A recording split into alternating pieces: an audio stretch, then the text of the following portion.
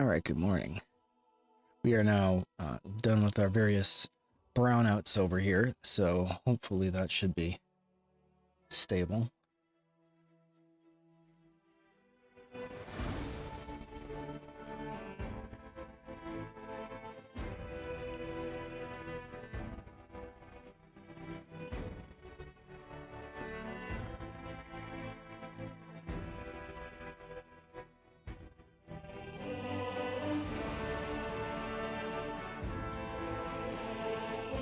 Yeah, stable is relative, exactly.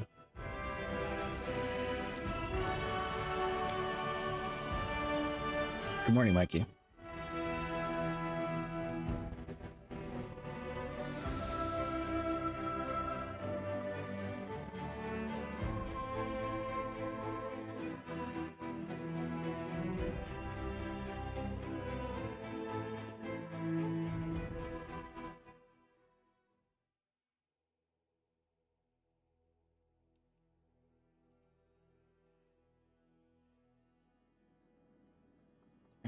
Okay. I don't recall what it was I was supposed to do.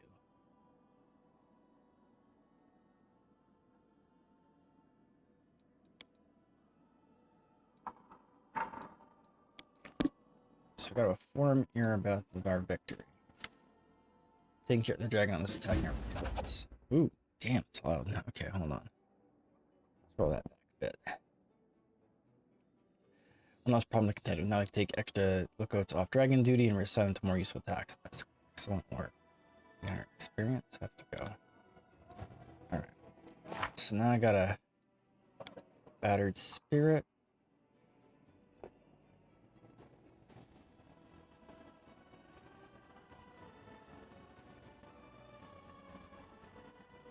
Okay, Demon's Heresy.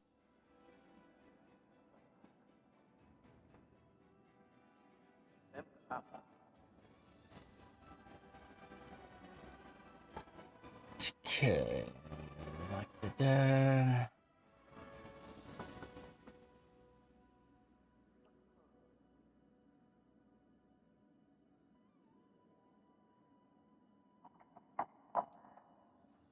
go to the green gates. Let's get to brilliant mind.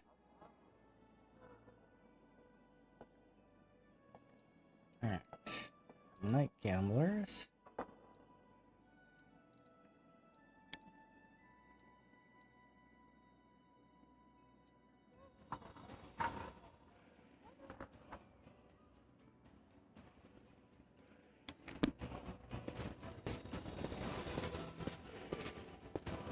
Oh, noisy fan.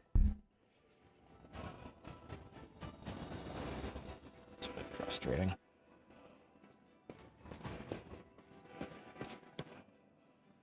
In the streets. I didn't look at that.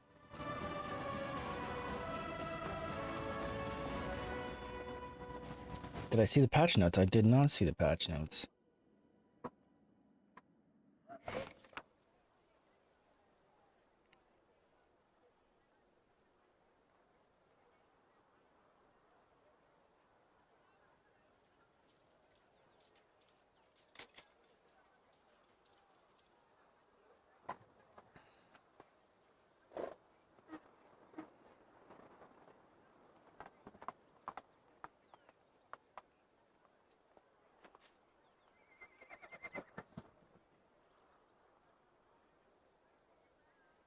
All right, hold on. We can take a minute from this because it's kind of funny.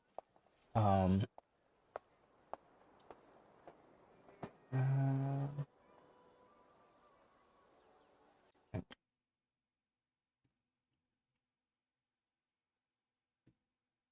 acid damage in the Sin Eater's belly has been toned down. I was literally griping about that like 3 days ago.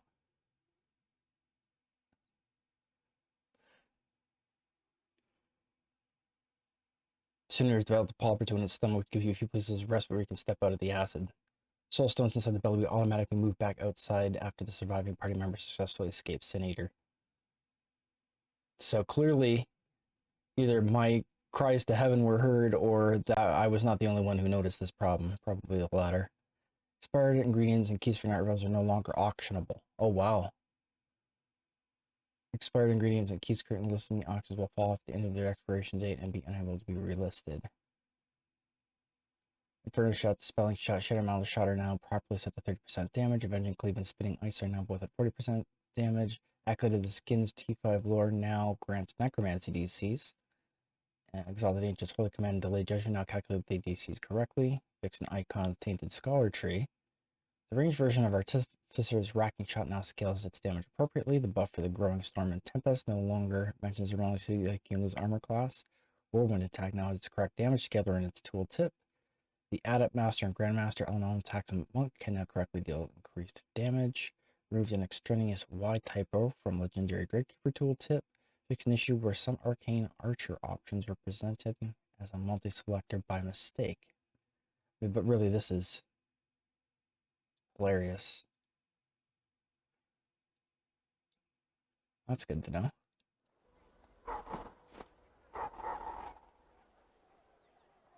Nah, it's fine. Godspeed.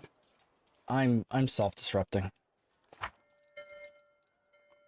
So I should probably go back in and out just so I can see where it is I'm supposed to be going here.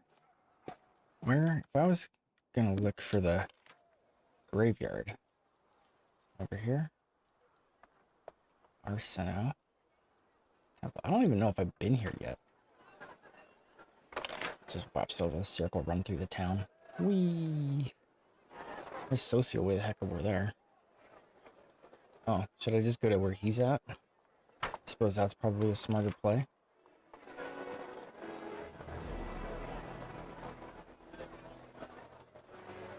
Yeah.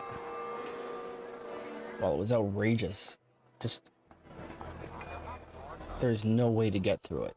Like say, when you've got every possible amount of acid resistance and it's still blasting through your resistances, that's just bridge beyond the pale.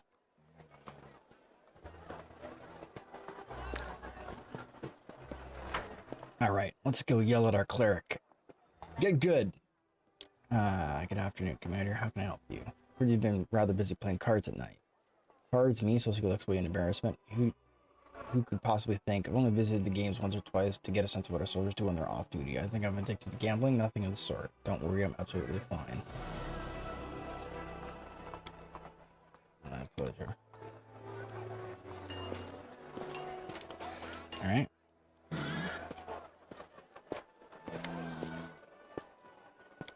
Compose yourself.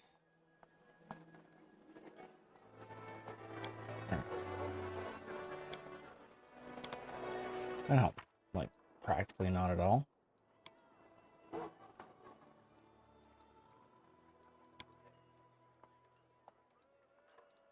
Alright.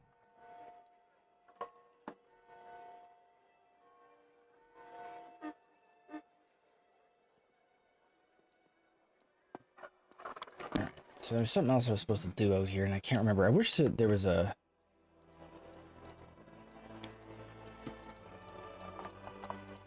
errands.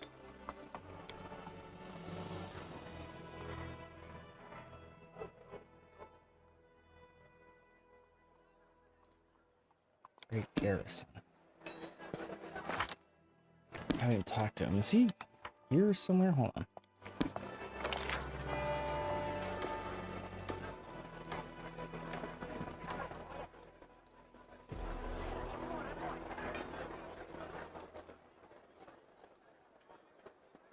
Alright, so I guess we should go over here and check and just to see if Socio wasn't lying to us. So I don't think we've actually been to any of these things down here.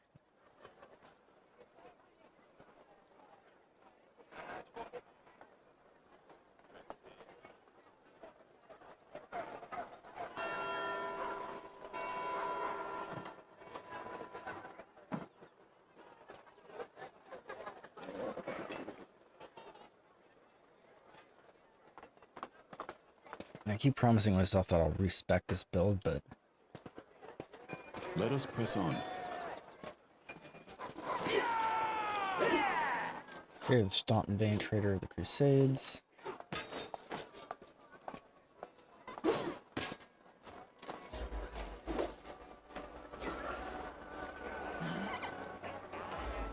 Any nerds got anything to say to me?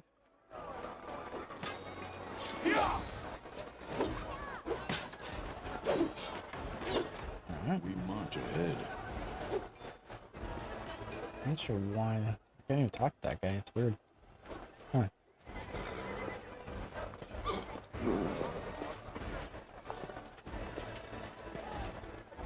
What are we doing over here? Shady nerds. Can't talk to any of these people. Can't talk to any of these people either. They're just hanging out here. Arsenal.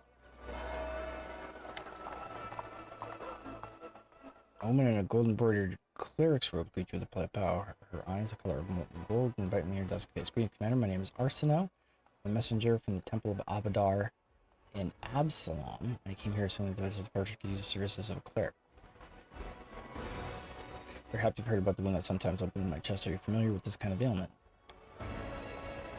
Arsenal quickly probes the skills of an experienced healer. The wound was right here and then disappeared and reappeared. Amazing. This is the first time I've heard of such magic. What do you think it might be?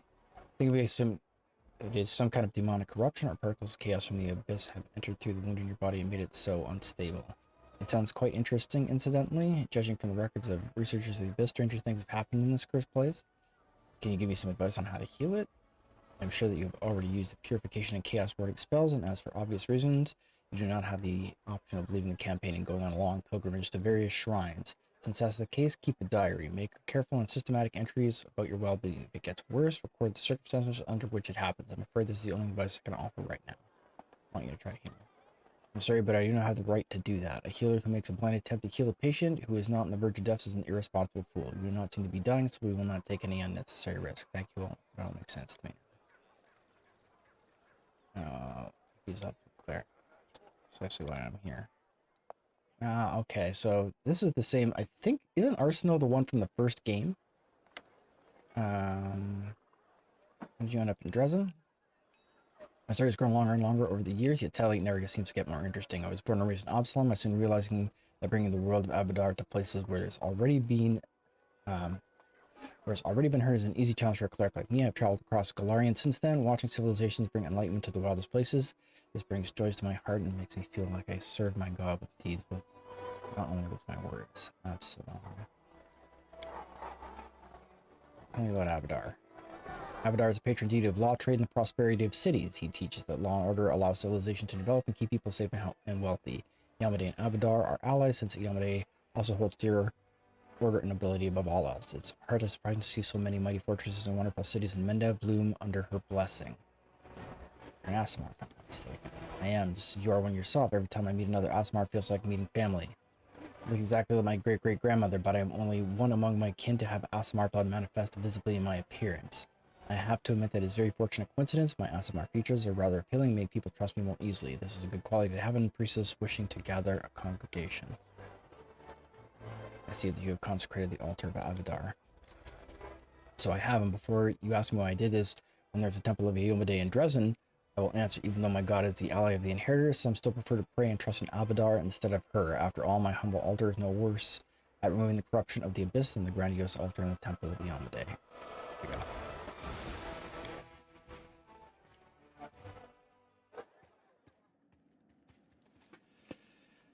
Alright, so yes, she is the one from the... I'm gonna say, the name sounds familiar. Our path leads on. This place has been sanctified to protect the area around it from the corruption of the abyss. Anything in here I care about? And more importantly,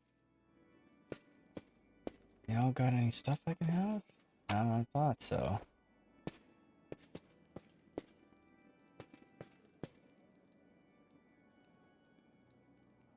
Yes. Nice. I will guide us.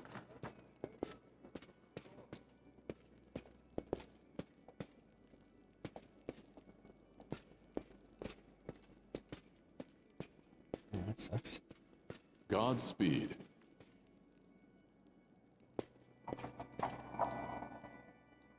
Yes.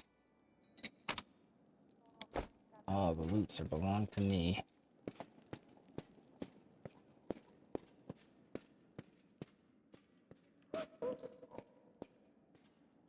Let us press on.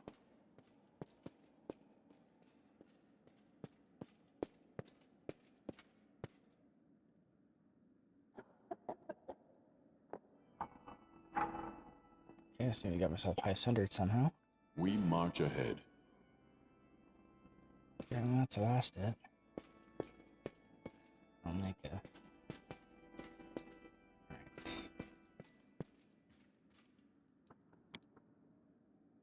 Somebody mentioned that the storyteller is in Dresden, but I have no idea where to find him.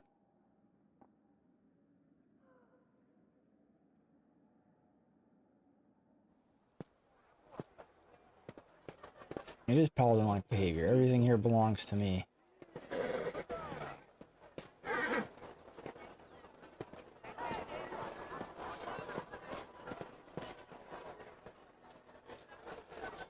I am above the law.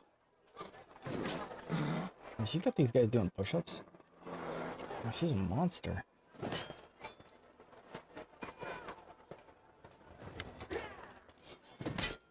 Alright.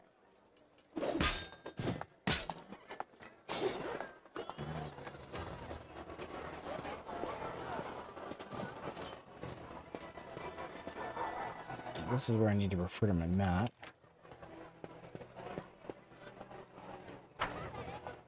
Let's see if I can get up here.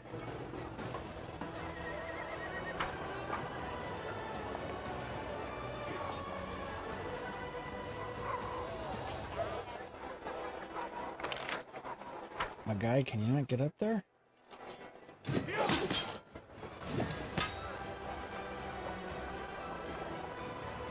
Oh, I'm just kind of hanging out in the corner there.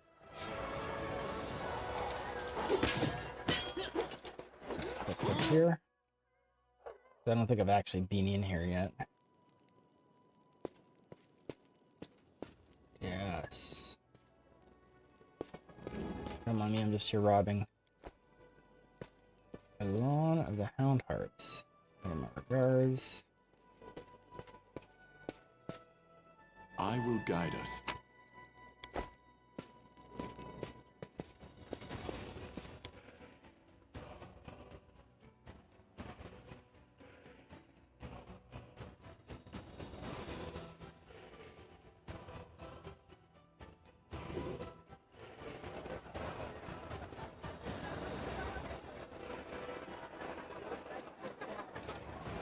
Godspeed.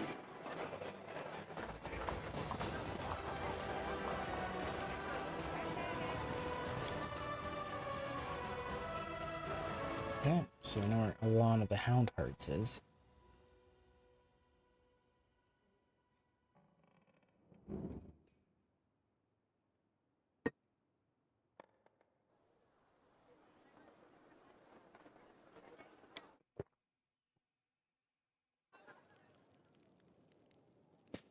Let us press Oh, on. that's crazy. It's actually,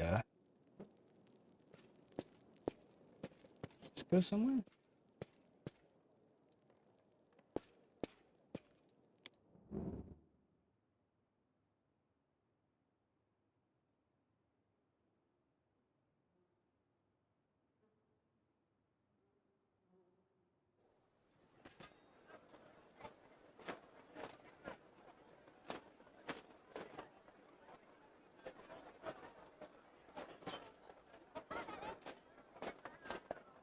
We march ahead.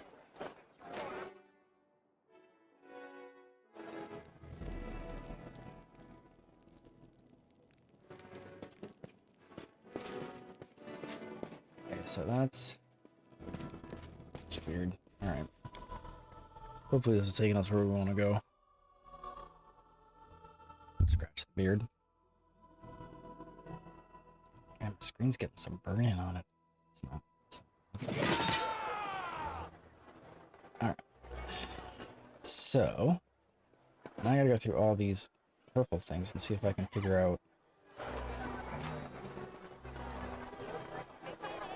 which one of them. Lady Kanomi. Okay, that was the Kitsune. The Squirm, Devil. Storyteller, there we go. When all else fails, reading.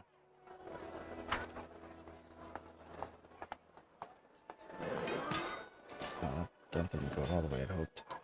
So, no. So Celia has to be behind me, so I have to turn it this way. And do this. There we go. I'm gonna watch the circle run through the city.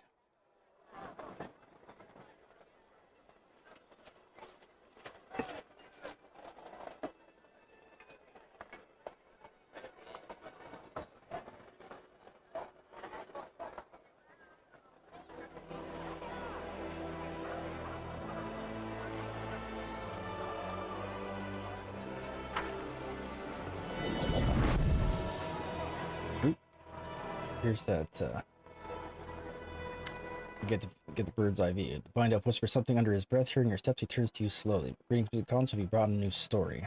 I want to discuss our encounter in the Dragon's Lair.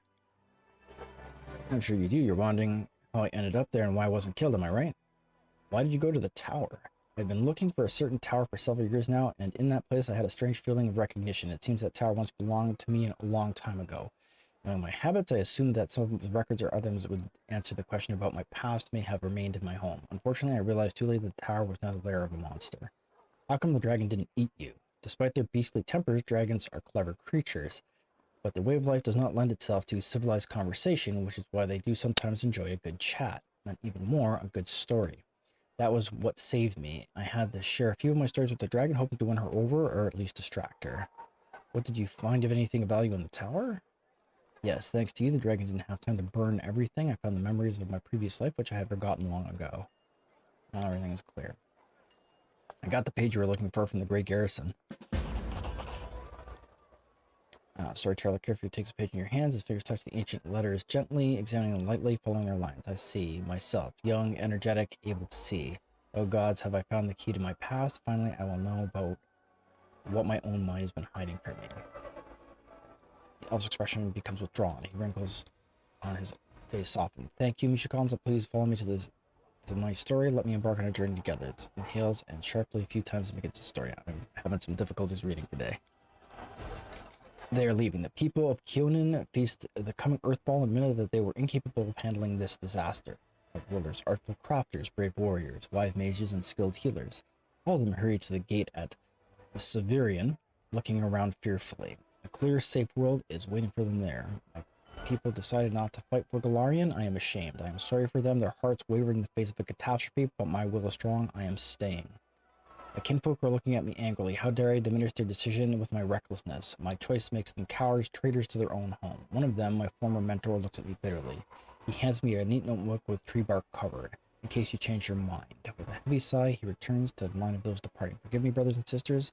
I watch the gate of the Severian stone close, separating me from them. It's time for me to go too. Open my master's notebook. These are his notes about traveling between worlds, in case you change your mind.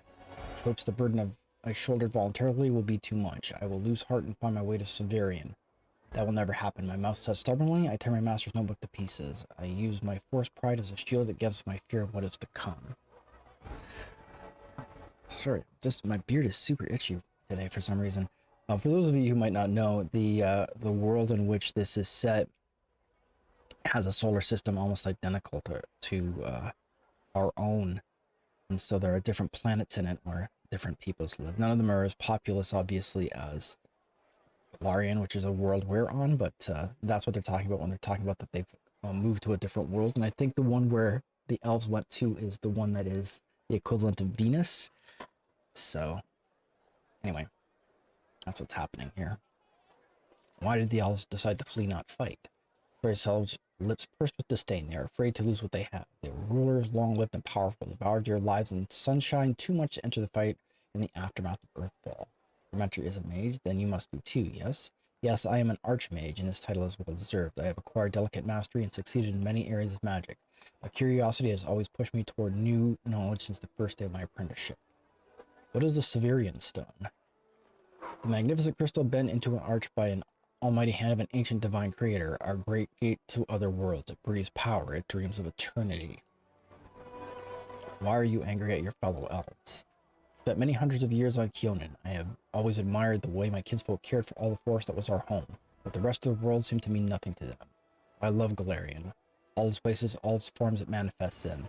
I traveled widely and then came home and told my kinfolk about my travels, but they weren't interested. They only cared about Keonan. Their lack of desire to hear about the wider world makes me very sad and angry. What happened next? Earthfall happened at night. I'm standing on the top of my tower many miles to the north of Keonan, and I see a blaze far in the south. I hear a horrendous rumble, and the air is groaning, giving way to a huge rock rushing down on my world, and then a blow, vibration that penetrates everything, reaching down into the bowels of Galeria and up into the vaults of the sky. Crunching bones, blood from the burst vessels filling in my eyes with darkness, drowning in timelessness along the countless denizens of Galeria. Never before have we been so united in our feelings. When I come around, the darkness remains. My first terrible thought, I'm blind. But no, little by little, I begin to see the stone wall. I am alive, but why is it so dark? The answer is quick. The smell of ash everywhere. A great burnt sacrifice filled the air with incinerated particles of what was recently the continent of Aslan. Great clouds and ash covered the sky, cutting us off from the sun and the moon, dark, dooming us to dusk at day and complete darkness at night. My heart sinks with fear. Treacherous thoughts fill my mind. Why did I stay? Why didn't I run like everyone else when I had the chance? I clenched my teeth and stand up to watch Earth fall. Proudly, like the last Archmage of Keonan should. Will my world really perish like this? Will I perish? No, that will never happen. I am still alive, and I can fight Earthfall in the darkness, not run from it like a blind panic, like my kinsfolk and my cowardly teacher. But what can I do? I will not stop the disaster. I will hardly be able to save empires from the destruction. What can I do? I am but one Archmage, powerful and weak at the same time. So, a disaster of untold proportions. Unborn planet dropped on Galarian by blind fate or someone's evil will. A blow so strong the continent of Aslan was destroyed within moments, turning to ashes, wiped off the face of Galarian. In this burnt sacrifice, clouds of ash and dust are born, stealing our sun. Without the warmth of our star, the air cools, the soil is barren, dark creatures crawl out of their lairs to rule, and the most frightening thing, without the sun, all hope dies in the heart. This is the age of darkness. What was it that what was that tower you mentioned? It was my retreat in the north of Keonan, my home away from home, my observatory. From its top, I watched the stars and, when they were correctly aligned, the other worlds as well. Here in the northern wastelands, I found the highest mountain and built a tower on top of it. Clear days, I could see the mist over the lake of mists and veils in the east. I know how high I was. That's how high I was. That's an interesting statement. What are you going to do next? I don't know. I need time to think. My opponent, Earthfall, is much stronger than me. But noticing the storyteller raises his voice to a shout. It is merciless. It does not simply destroy life, it kills an era, ending the greatness of Galarian civilizations. They will sink into oblivion to be forgotten if they never existed. I need to think. Yav suddenly winces and is silent for a few moments as he calms his heavy breathing. Forgive me, I shouldn't have raised my voice. The story is much harder than many before it. Most likely because I played the main role in it. And it's so strange to see myself, feel the emotions tearing me up inside, those that I felt a long time ago, and not remember them. It's like I split. I became both the storyteller and the main character. Too bad the story ended at that moment. Please, if you find other pages covering the ancient elven writings in your travels, please bring them to me. I might be able to shed some light on my past, and we will be able to find out how my story ended, and perhaps even why I forgot it. Thank you for your stories. Interested you? Yes, you are writing another piece of evidence from the past I've forgotten.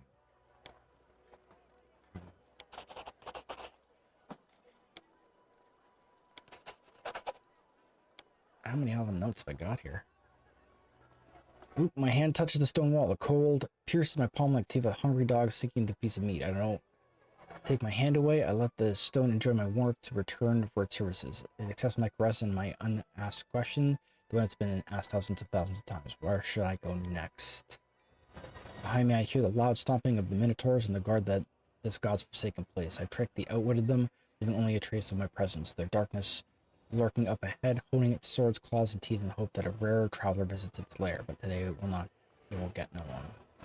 The labyrinth is alive. Its red-veined stone walls resemble the guts of a huge creature. If you keep still and listen closely, you can hear it breathing in the wind and sweeps through this place. Where do I go from here? Forward.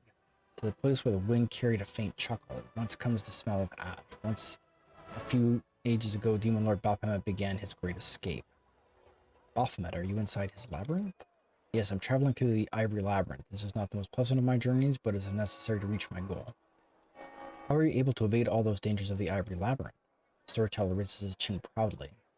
Have you forgotten who you're speaking to? I am the last Archmage of Kionin. I have been to so many dangerous places, and this is just one of the many. It won't be the last. What do you need from the Ivory Labyrinth? An answer to a question. A key to a secret. Knowledge that could save many lives. A sliver of smile appears on the storyteller's lips. My kinfolk were weak and cowards. They ran from danger, but one stood up to the enemy, and Baphomet will give me the weapon to win. Please continue. For several years I have thought about how to defeat Earthfall. My enemy has no flesh. It is impossible to kill. It blazes through everything in its path. It doesn't enslave but destroys life itself, and I have found the answer. I know how to save my world. Earthfall came to destroy Galarian. Its strike was brutal, and my world barely withstood it. But what if Earthfall was resisted not by one world, but by several worlds at once? What if Heaven or Elysium came to help the dying Galarian? If I managed to merge my world with another one, now them together, the power of the disaster will weaken. The denizens of Galarian will be able to temporarily take shelter in an adjacent plane. Civilizations will not die. Our culture will continue to exist. We will not be forgotten.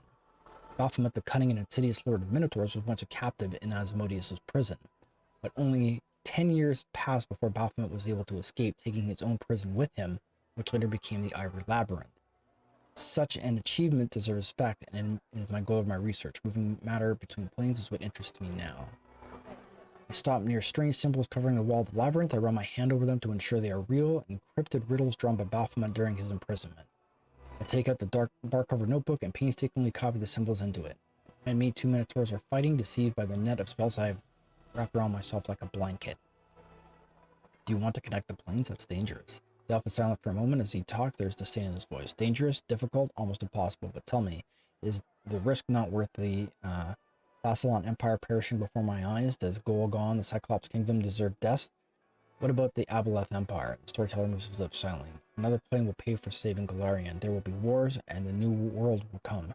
But we will survive, and we will defeat Earthfall, and history will not condemn the victors. A bark-covered notebook, the one that your master gave you? The storyteller lowers his head, but a moment later jerks it back up. Yes, blinded by my pride, I tore it to pieces when I thought I would not follow my kinfolk. I'm still not going to run, but the knowledge written in the notebook by my former mentor might serve my purpose. The elves managed to open a portal to Severian and keep it open until all our people escape from Galarian. The cowardice deserves disdain, but the knowledge is unquestionable. I returned to Kionin and gathered the pieces of my torn notebook.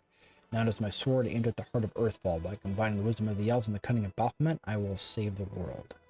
What happened next? I copied the strange symbols into the notebook. I haven't the slightest idea what these scribbles mean. What was the future demon lord thinking when he wrote them, while he was imprisoned in a cell with no way out? Was he still in his right mind? I will need to keep and understand the notes. Otherwise, decrypting them might take more time than Pharasma has given me. One of the Minotaurs behind me killed the other one, tore his heart out, and devoured it. His blood-stained nose sniffs the air sharply. His bloodshot eyes shift from wall to wall. He senses a stranger, but he doesn't scare me. I am certain of my powers and the spells hiding me. I've done my work and I can now leave this place, but I linger. What is this strange presence I feel behind me? Like someone is watching me, despite all the protective spells. Who are you? I ask carefully, not hoping for an answer. Darkness, a coy female voice answers in my ear. Against my will, I shudder. The storyteller stops talking for a long while. The vision ended in a moment.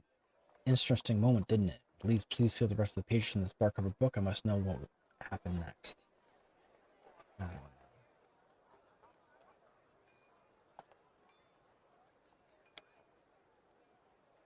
Okay, so this is just what we just did.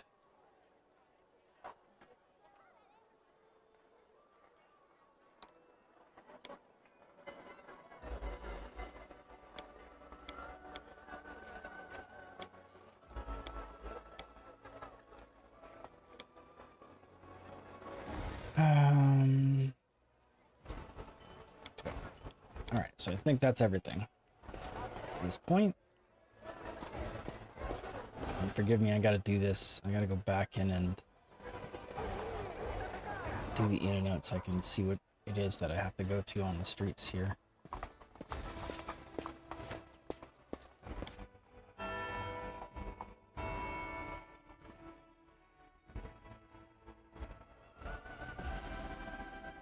Alright. Streets. Night Gamblers, Vengeance of Sarkoris.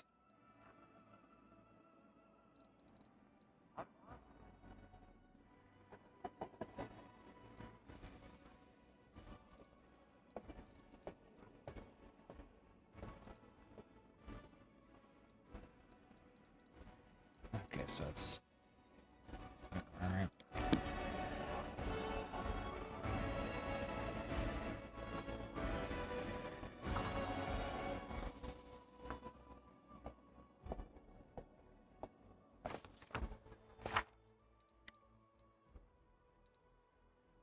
Just a chorus.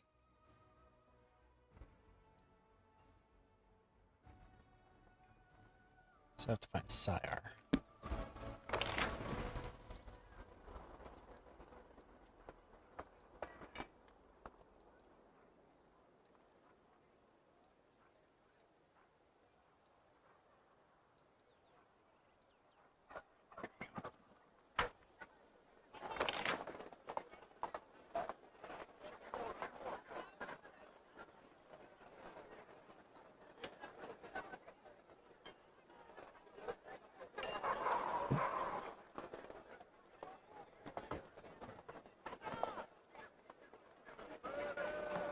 A smarter person than me would also probably go and click on the table and see what things I need to do.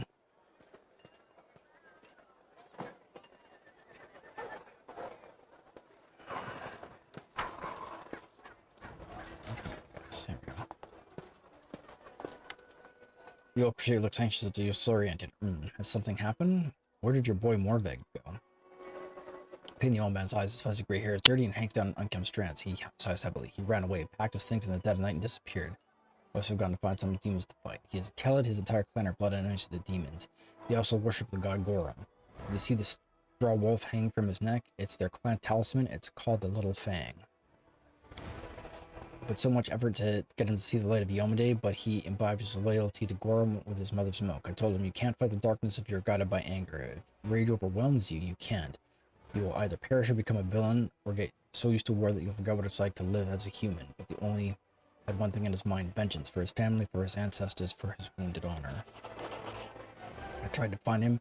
He's going to the tavern a lot recently. Everbright Crusaders don't go to taverns. We keep ourselves clean, body and syrup. But Morveg didn't go there to drink or play dice. He was looking for a guide, and he found one, a Kelatu, an old one, a descendant of the Sarkorians, even though the demons wouldn't force them out of these lands. They say Morveg...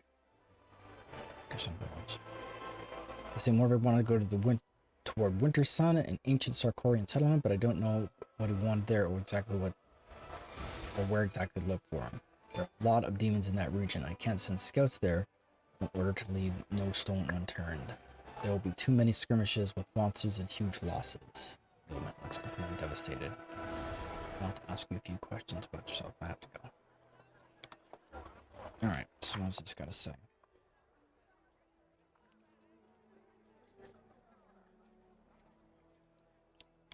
Alright, so it looks like we're finally out and back into the wilderness, although, again, a smarter person than me might... I guess there was like a fast travel option to... One of these guys was the exact weapons provider, right?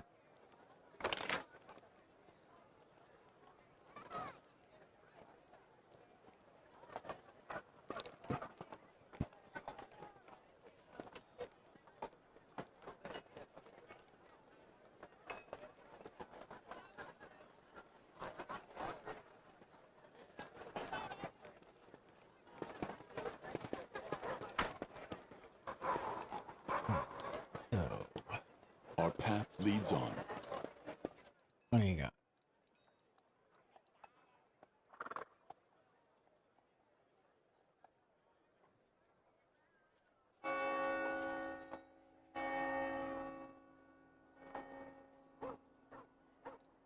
I think our boy can use that, right?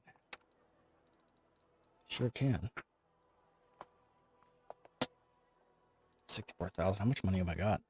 Where's my money at?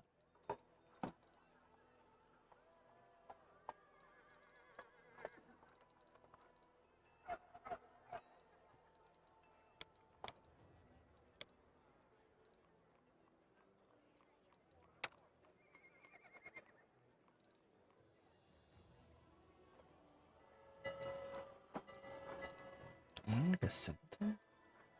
I have to put that in before it will show me how much money I have.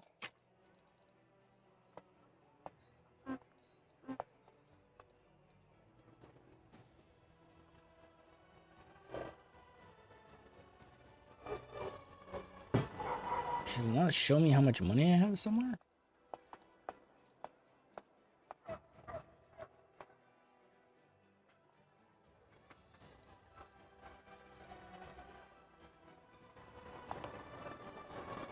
Mouse work. Food rush. Let's just go to the weapons here for a sec.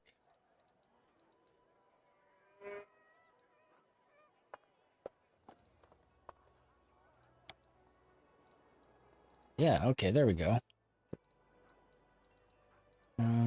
Book slot. Deal. What do we got here? Vicious hand axe. Lapse. Quick death. Marching terror. Hand axe, we can get rid of that.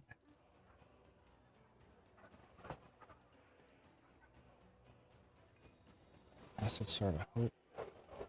Quarterstaff. That's a dagger. Corrupt force. Get rid of those. Alright. Dueling sword. So this one that will lighten our load significantly. That. This one, get rid of that.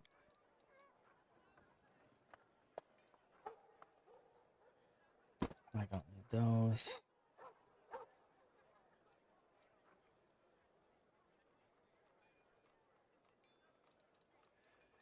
Alright. Deal.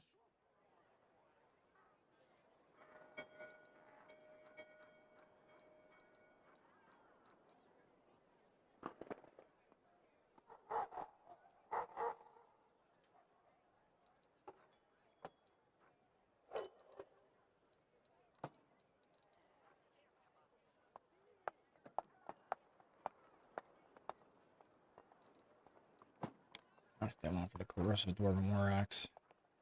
18 grand, that's not terrible. What are you using?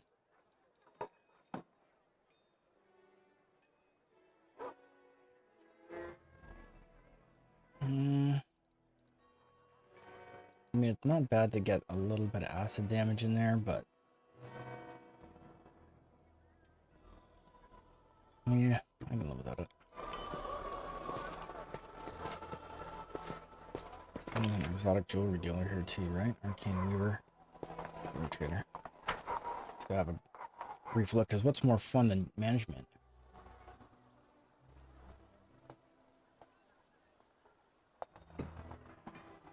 Yeah, you have to be on the stash to see your petty cash.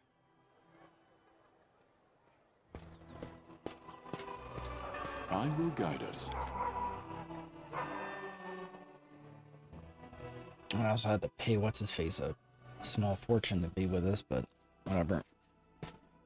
He's very strong, so I consider that money well spent. Alright, so let's have a look at this.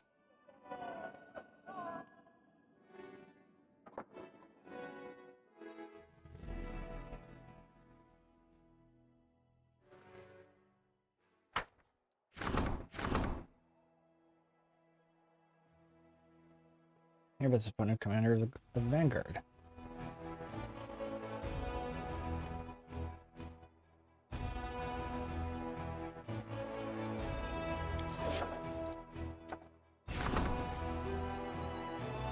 At the fallen giant, Melander Lint was a tragic cure for a sinful traitor. He certainly was a powerful wizard, and part of his magic force is still enclosed in his emblem. By placing it on an item, masters can set this magic free and use it for good or evil. You must decide what its place is.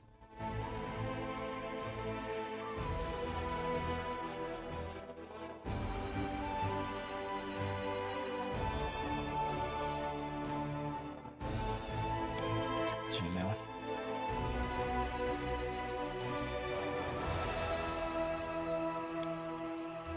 Close. Alright. Rank up. Forming military council. Tree. Development. Okay, so I gotta buy me some gold or what have you. Where do you suppose I would do that? economy, army. Oh. Campaign. Rocks.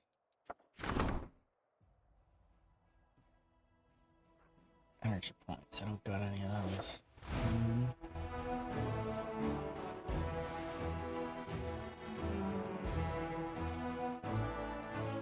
Okay, I gotta click on this. Enter. A little convoluted.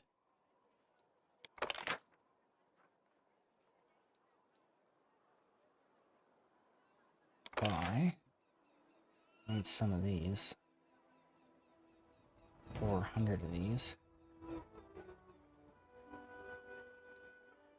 Buy. And I need. Apparently I can't buy energy points. Okay. One thing I can do.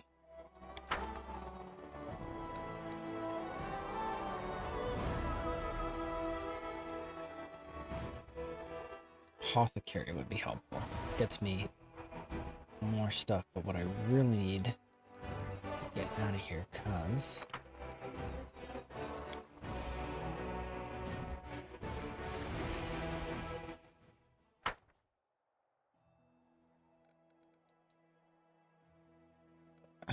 what was I trying to do? Upgrade. Decree. Okay, so I can't do anything with that right now. Can't do anything with this right now. So then we go back in here. Enter. It's kind of a convoluted process. But build. Apothecary. One of these was a mage's tower.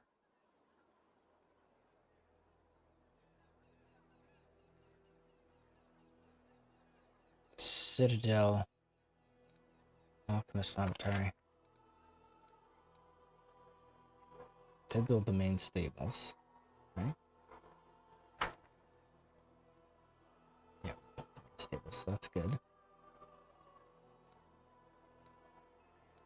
Strategy, can't do anything, don't have enough energy for that.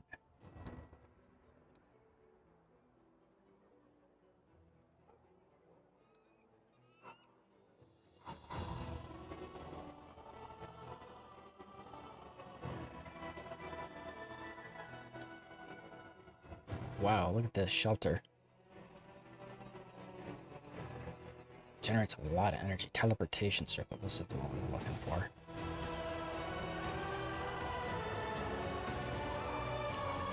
Or is this just the cost? This is the cost. Logistics. All these things just provide a lot of logistics.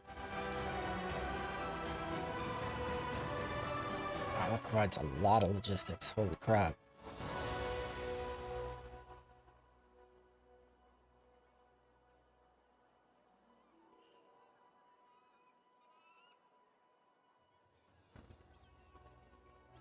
I think this is going to be our play.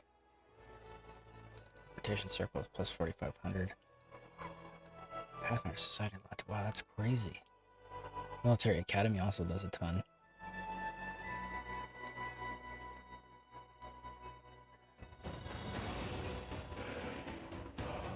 Teleportation circle allows us to come back. So I definitely want to get that in here.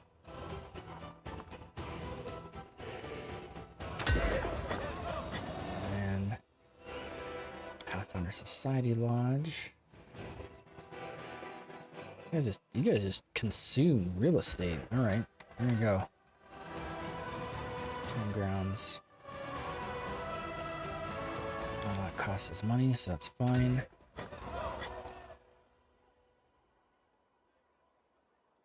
This costs us money, so that's fine.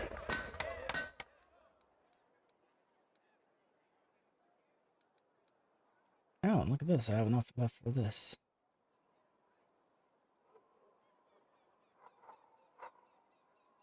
Plus 10 energy. Nice. Slot that in here as well. Done. Yeah, it is ostentatious. Mikey busting out the $3 words up in the chat.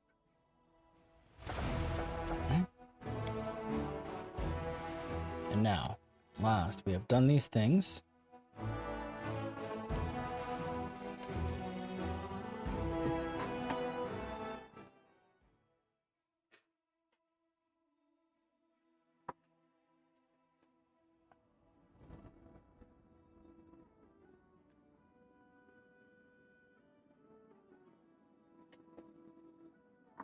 Godspeed. Okay.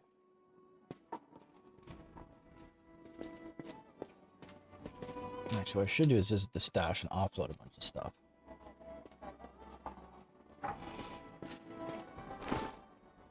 Let's see what we got here.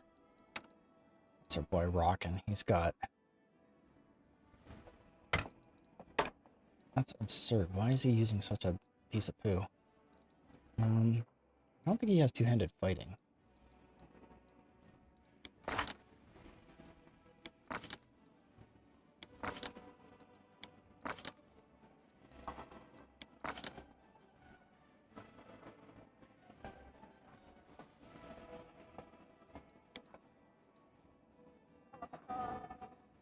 Or I should say two-weapon fighting. Okay, so back to the inventory. So if he should, for whatever reason, require that, we can have that.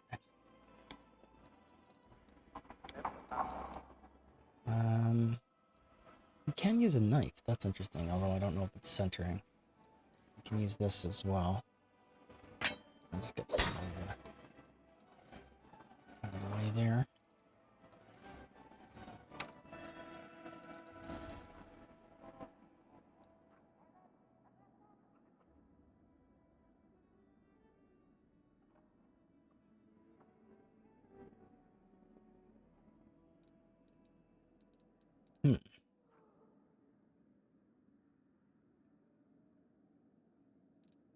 Yeah, I don't know if this vicious hand axe is really everything it's cracked up to be, but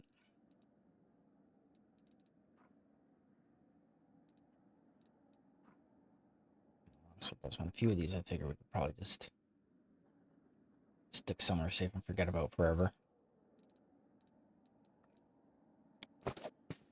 Let us press on. Alright, what we got here?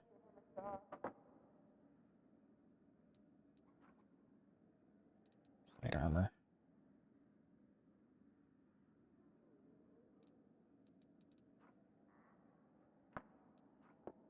Just hide barding. Which would be awesome if we had a cavalier.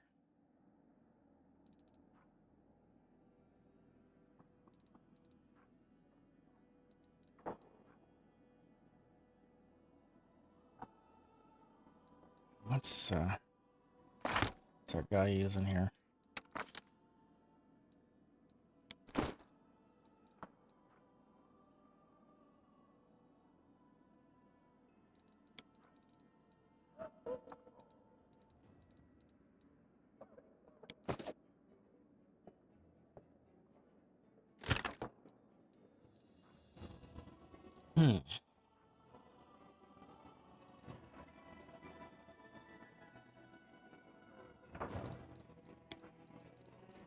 Alright, so I think the glaive plus one, I could probably just sell that. Probably should just sell that.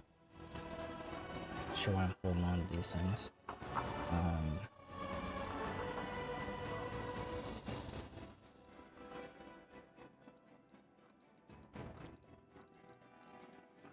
Duckling side, is that a martial weapon? Light hammer. Battle axe.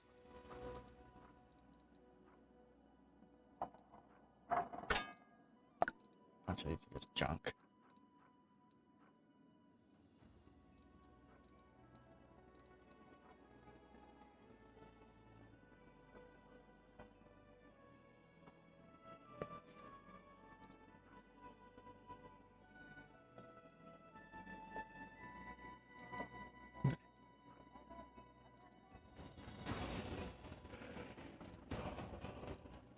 So anyway, let's toss some of these things in. Because I don't know if they're going to be of value. Hand axe. Get rid of that. Get rid of this and this.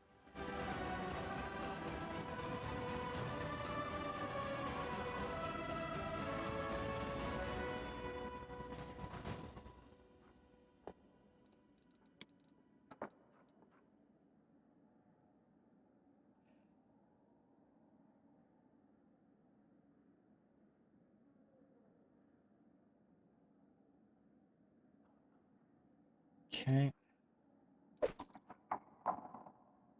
That, get rid of the tower shield. And Harding Song, yeah, so that's not helping us a whole lot.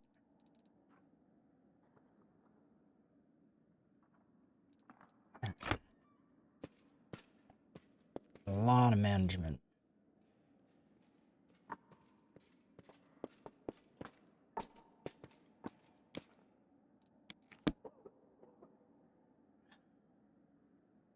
I gotta do that again and figure out what it was that was.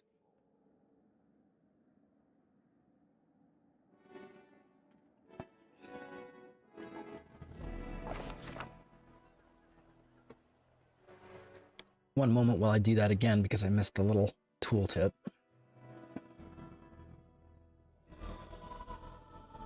Okay. So click on outside. Night gamblers. Now we did this already. Or just we gotta go there at nighttime.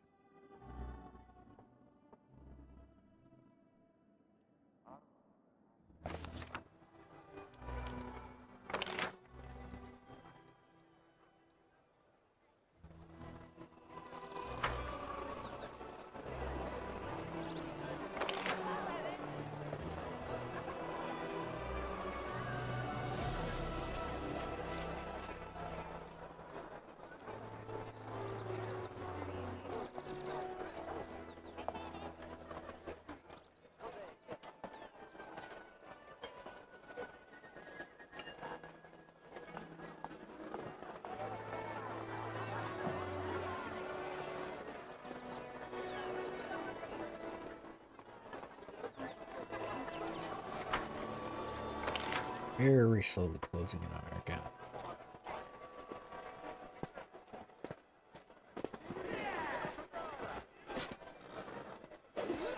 Nothing seems to be going on here.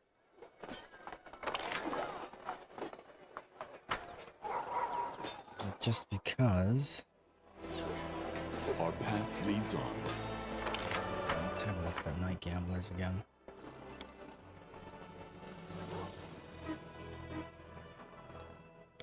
So is it just because it's not nighttime?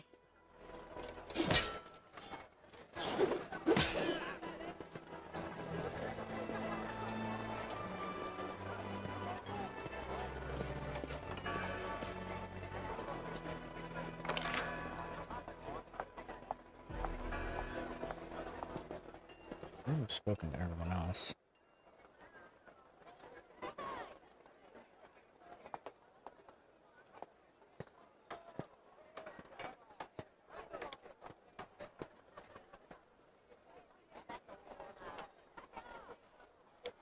Oh, interesting. So it actually does show you which direction the camera is facing. Ah, TIL. Okay. All right, that's cool.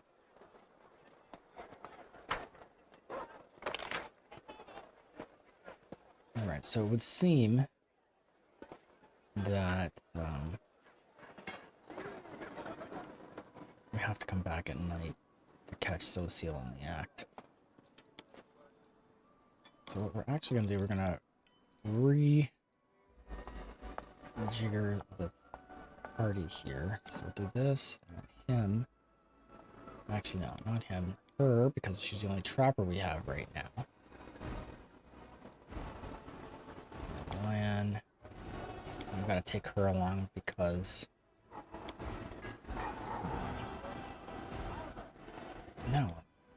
That's not at all what I wanted. Screw this up continually.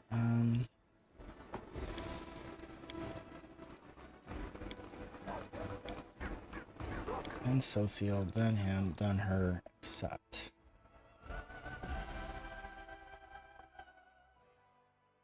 Because this ironically will be the fastest way to get back to the Citadel to change the time.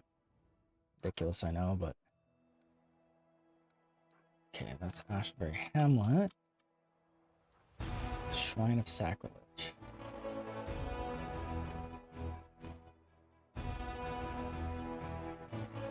Temple of Good Hunt. Remember we went to the Ashen Grotto and got ourselves absolutely turned inside out. Crimson Dust. Where's the Brimwood? Green Gates. We definitely gotta get here somehow.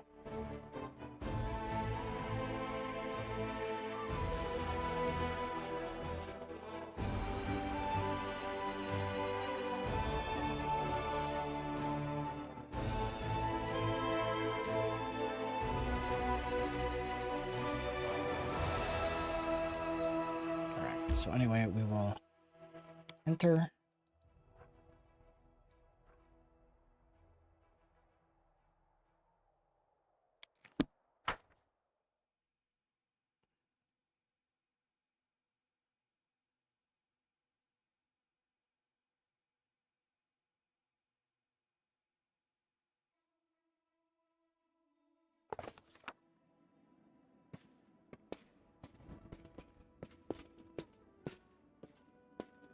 I'm hoping we get to crash the poker game. Let's go. Dialogue. Don't say to me.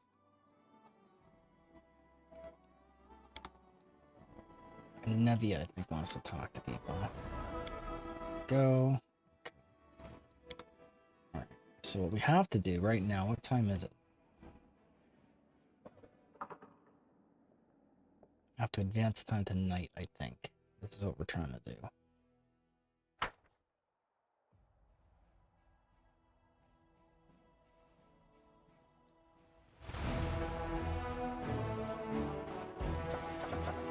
Okay, so that's happening now. I don't want to skip the day. How do I pass time?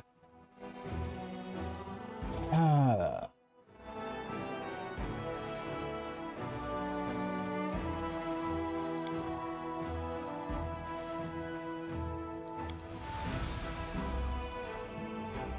Okay, so go here, enter. Because I don't want to skip a whole day.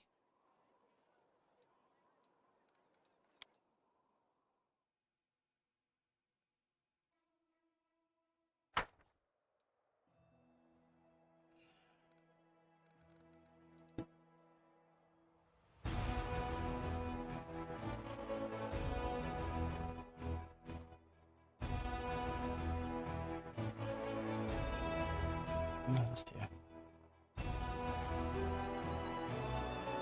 Interesting. Let's...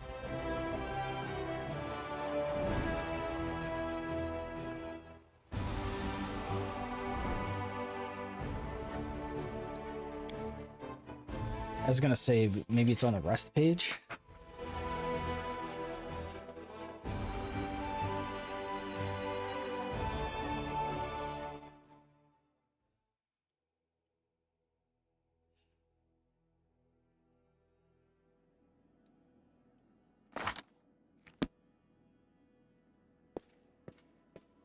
I gotta go over here and rest.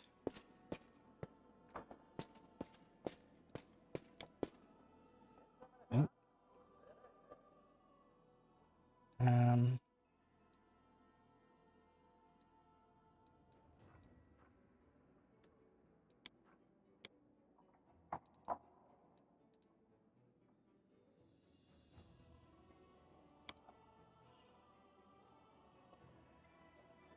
It doesn't sit right with me that killing someone is treated like any other. Hey man, I just heard about a great cobbler that set up shop in town and an assassin with a great reputation just moved into my street. He probably spoke without thinking, but killing has been a profession for a long time, and it's not just people like me who kill for money, but soldiers, mercenaries, and politicians as well. He's not wrong.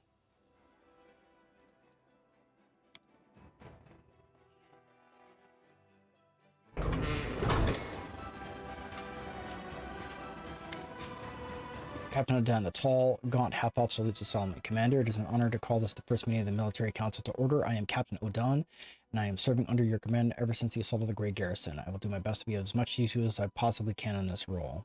The foundation of the military is cold calculation and discipline. These are the principles I will seek to impart in the Crusaders. If we are to win this war, we must forget about mercy for our enemies, for our troops, and for ourselves. Well, Commander, your sister Celia is no renowned general, but she spent half her life tussling with evil. It looks like I'll be stepping up on behalf of all the Omede's faithful here. I hope my advice will prove useful. The enemy has us beat on both numbers and strength. Nothing unusual in my line of work. To win, we'll need cutting in news. I have a few tips on that score. Now I gotta Google news. I know what that means in French. I have no idea what that means in English.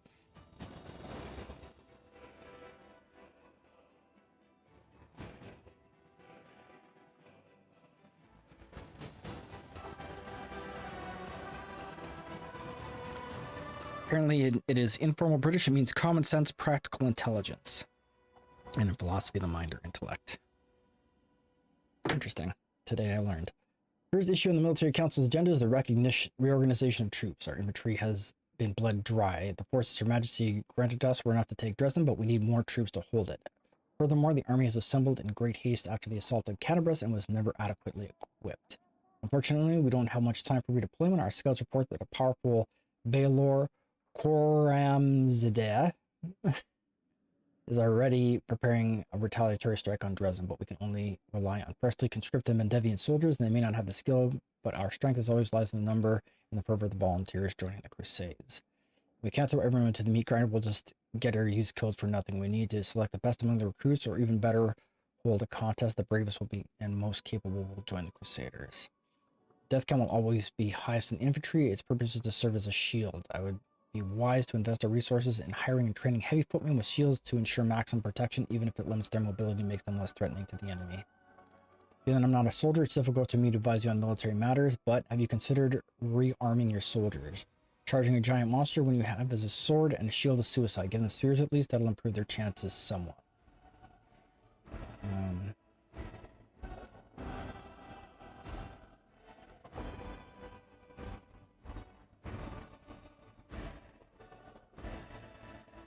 Technically, this would have been the play historically, was to give them spears, but but again, we're basically talking about shield wall, the most proficient warriors.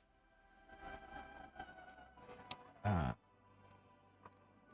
the Military Council do? The Military Council determines the strategy of our troops, enacts army reforms, approves new equipment standards, and makes decisions on all issues regarding military action. We know who the Baelor Khorramzadeh. There we go.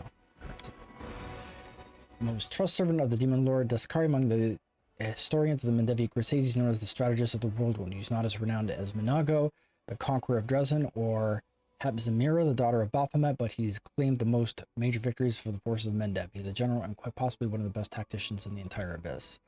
I've been studying his style of warfare for years. He may seem like an ordinary demon, another typical war taskmaster, but that's a fallacy. Like a beast following a scent, he senses weaknesses in his enemies' defenses and strikes at them, sending soldiers to bring targeted carnage. His uncanny charisma attracts more and more soldiers to him, so he's never short on troops and sacrifices when the pawns whenever he pleases in order to achieve his victories.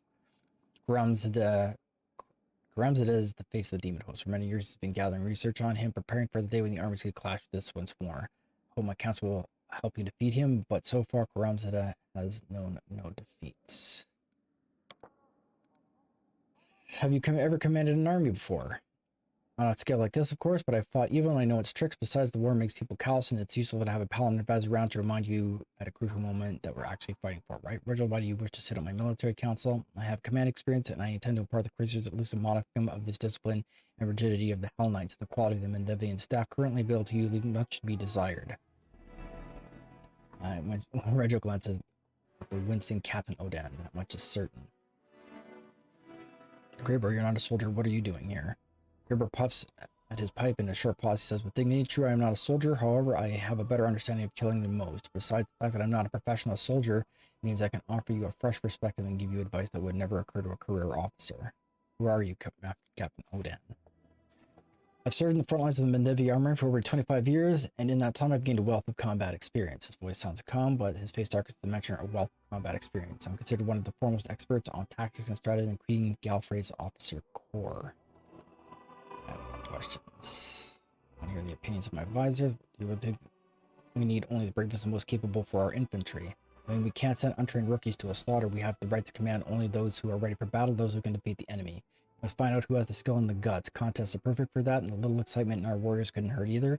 We won't get that many winners, but the strength will come from their prowess, not their numbers. Your proposal would leave us with an empty full of selfish risk-takers dreaming of glory and valor. That is a bad material for a soldier. The infantry's role is to be a shield for the archers and mages. All they're required to do is follow orders and hold the line unto victory or death. Ambitious loners cherry-picked through contests of skill are not fit to perform this duty. Why do you insist on shield bearers? The infantry is a meat shield intended to catch the blade of the opposing army in its flesh. The shield must be reliable. That is all that is required of it. That is why I would like to see well-armored shield bearers as our foot soldiers. We must have the option of pitting ranks of footmen up against the tide of rampaging demon, knowing with certainty they will not scatter or die until they have completed their task. He's not wrong.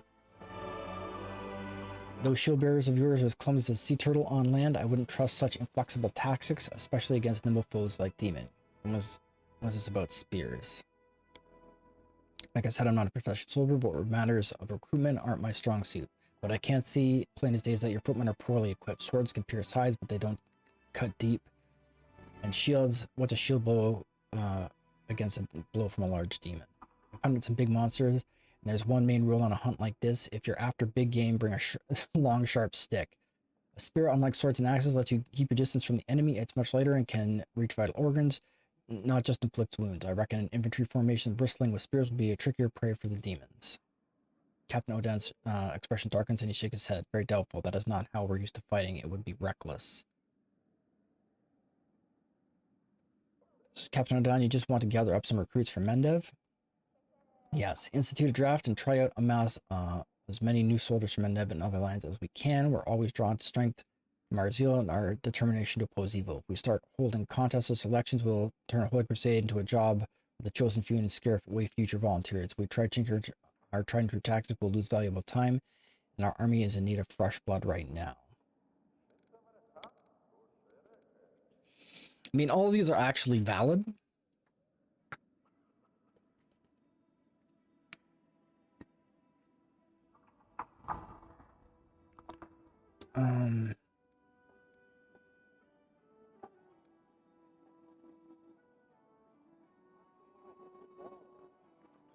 What we should be doing is literally all of these things.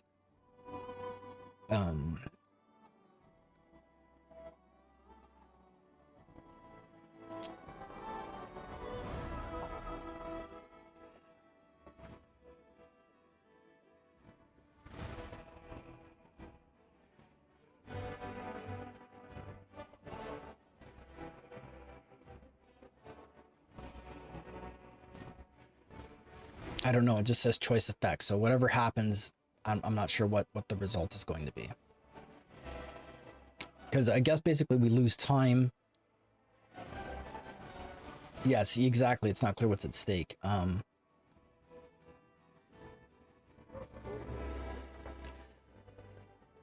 So this, I guess from what I'm gathering, this chases away possible new recruits.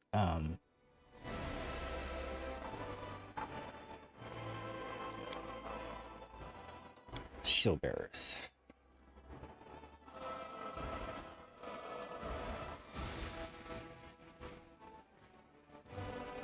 Okay, that's clear now. So this one just means that, what did he say? That it's not going to be that effective against the demons. And this one we lose time. And that I think this one, let's fill our ranks with new recruits. I think this is sort of the neutral one. Like, it's not good, bad, or indifferent. It just is.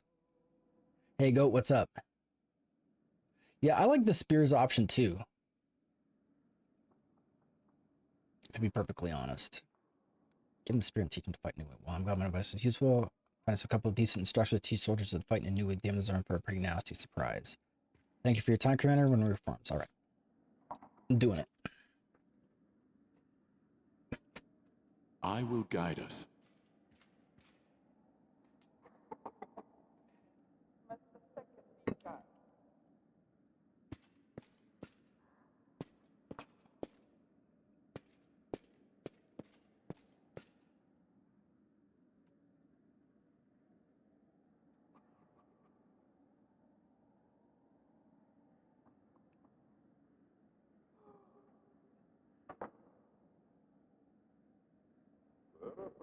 Alright, so we did that.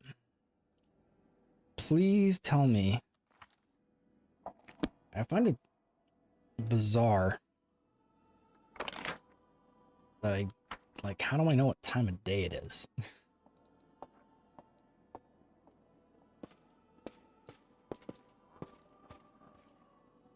Like, is there like a thing that's telling me what time of day it's at right now? Spellbook.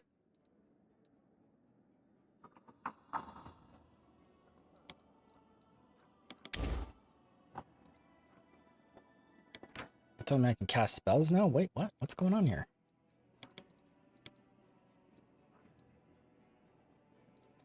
Oh, are these angel spells? Looks like they are.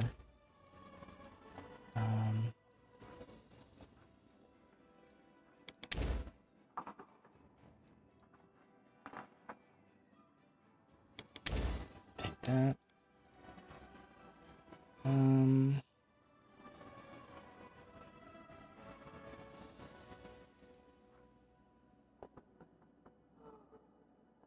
Helps me not at all. Also helps me not at all. I'll take 2 of these and a pure moderate. And then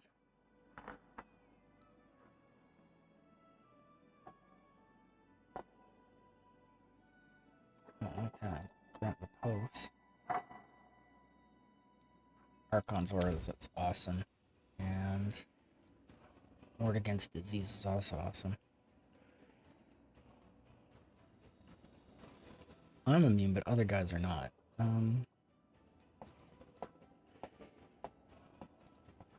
Take was a Camille and move blind as Cure Serious just for laugh. Alright. I had no idea that was going to work.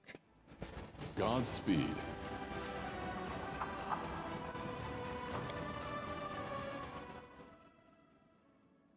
No news is indeed good news, and there's nothing really going on here either. It's still another rainy, crummy day.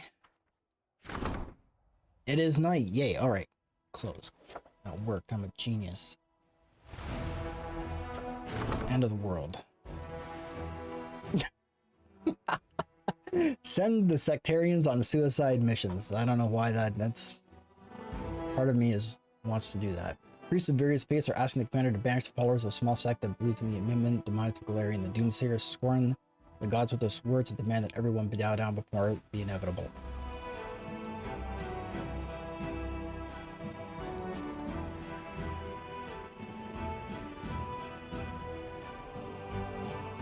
Yeah, they're just going on suicide missions. There we go. Problem solved. Close. I believe that you're coming to an end. I will grant your wish. Decrees.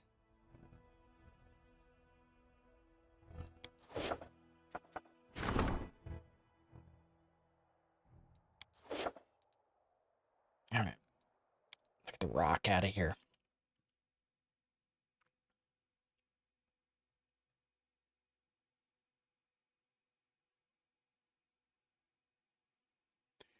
So my brother-in-law bought us this flavored coffee, and it's actually Irish cream flavored, and it does in fact taste exactly like as if you'd put Irish cream in your coffee. I'm down with that. So that's Don's alcohol.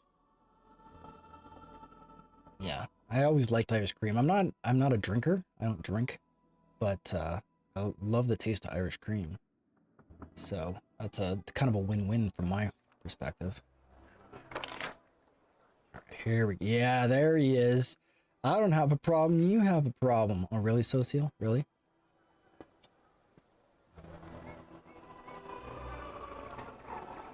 Catch goat up to speed. Coffee cream of choice for decades. Yeah. But like I say, I don't drink, right? So if I put any Irish cream in my coffee, I will be, even with the caffeine, I'm out like a light. Bailey's is the shiz. There's a couple of other ones I've tried that are pretty good as well, the name of which escape me right now. But yeah, like I say, I don't drink, so catch 22.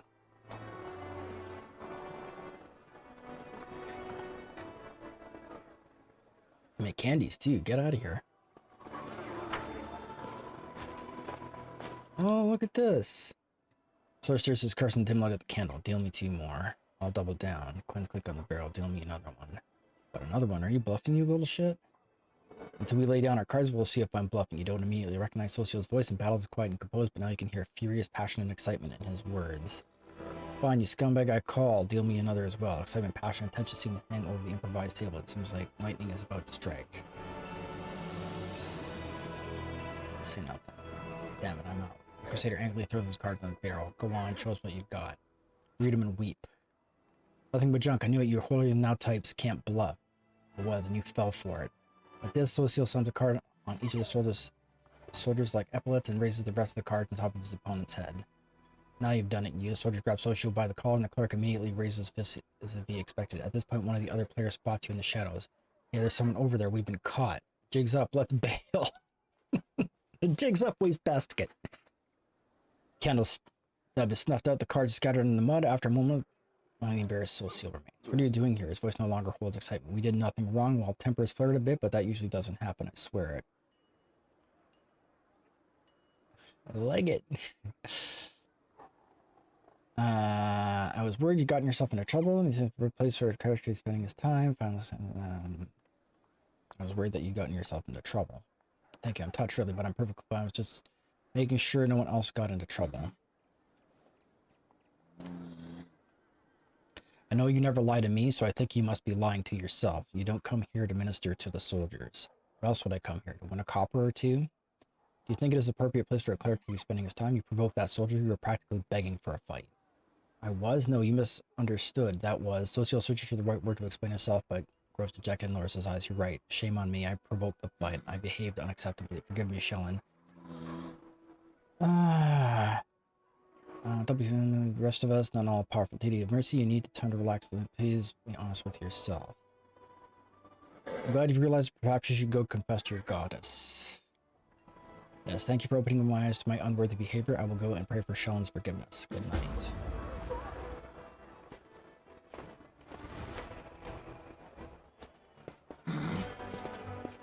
Let us press on. All right.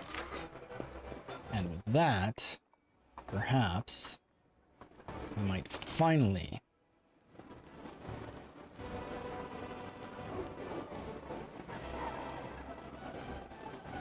get to go outside. Guys, indeed, I am in a panic. What, have the Bills made it to the Super Bowl? You have lost your coffee. That is a tragedy. Call 911. I'm sure they'll understand.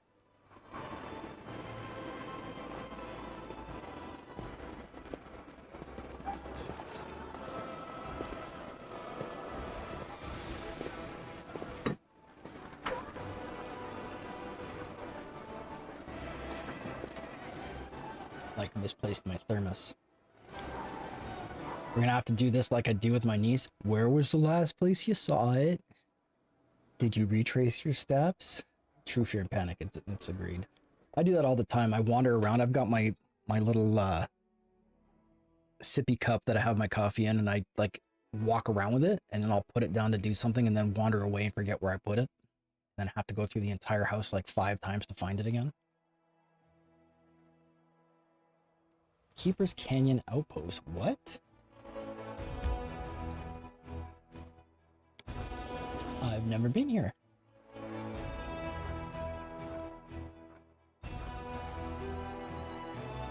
I want to click on it. All right, so where did I have to go? Where was that place I needed to be at? There's Winter Sun. Scar. Gotta get to the Green Gate somehow. Shrine of Sacrilege. Ruin of Ashbury Hamlet.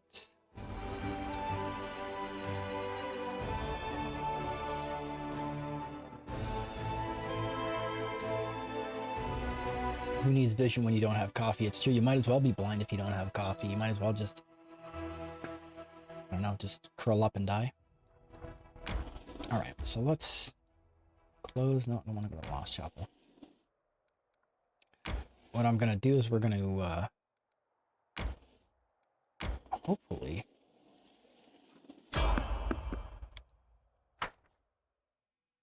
my boy Greybor really needs some kit, though. He's hurting for stuff. Let's make this quick.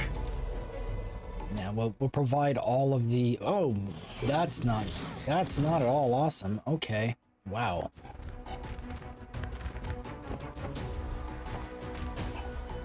Alright, bud. I don't know where he's going. Oh, look at all this. This is not playing out the way in which I had hoped. Everybody keeps insisting that, what's-her-face here is, like, the business. I just don't understand how. Like, I truly do not get how that works.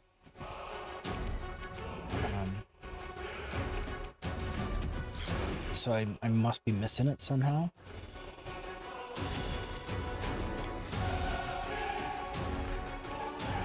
So I'm gonna see if I can put some space between. I'll cut you wide open. Alright, Sword Jesus is gonna, she's not actually as busted up as you might otherwise be led to believe, but he's gonna have to get over here. He's tanking for us now. Simply business. Greybor does a lot of damage, but he is, because he is, power attacking,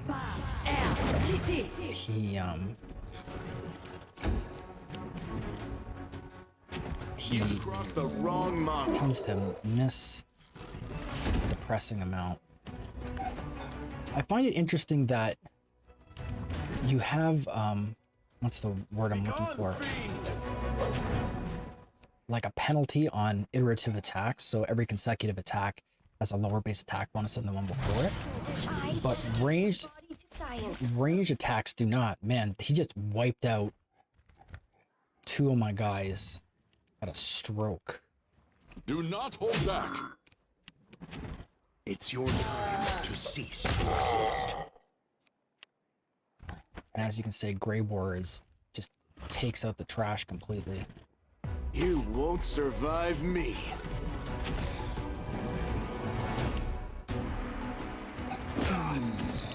Ow. Balls. I actually don't want to get anyone up off the ground because there's a better chance that they die if I do that. See what I mean? Like, this thing is just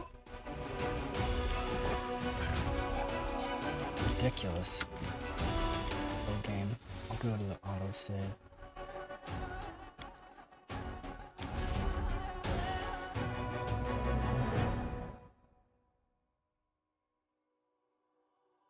Those aren't ogres, they're giants. Yet another obstacle. Oh crap, the autosave is at the combat. That's balls.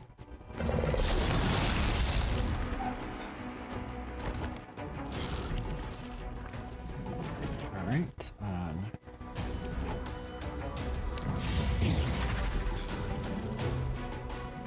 okay.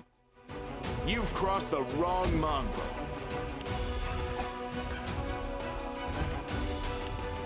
So all of these giants are going to get to go before Minio.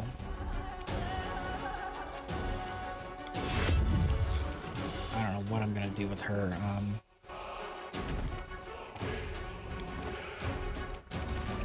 Has she got anything in her spells that could prove even nominally useful?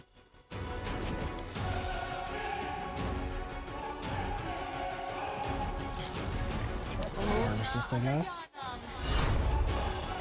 That could help.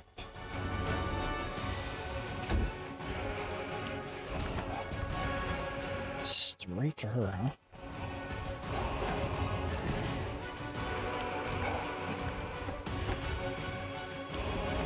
These battles seem just like disproportionately difficult.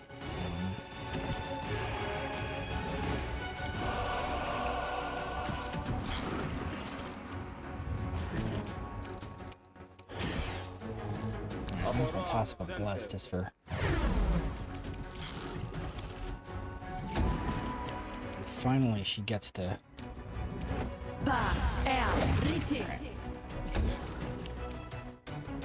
Do not hold back. Raybor hopefully will take this clown out. Nope. This condition is I dedicate my body.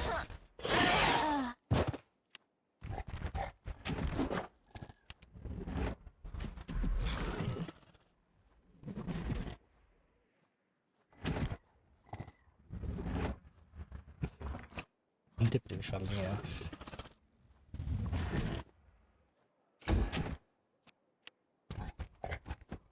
There you go. There's his tippy toe shuffle. I'll cut you wide open.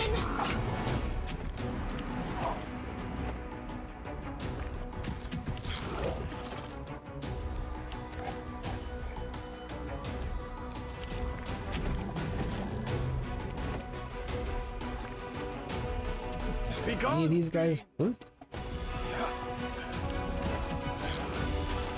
Strike as one. It's your time to cease to exist.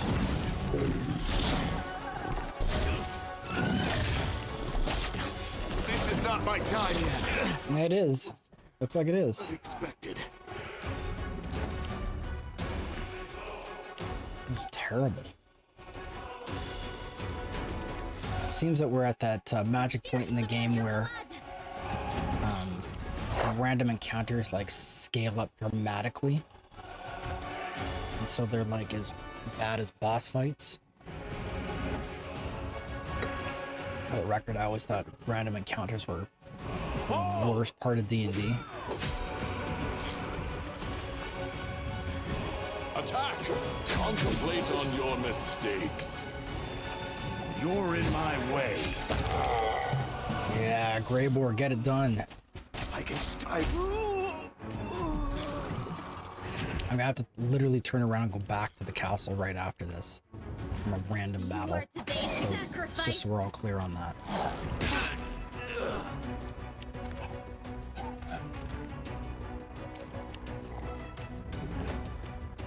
We shall overcome.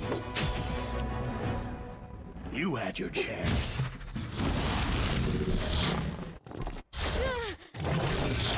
This pain is excruciating.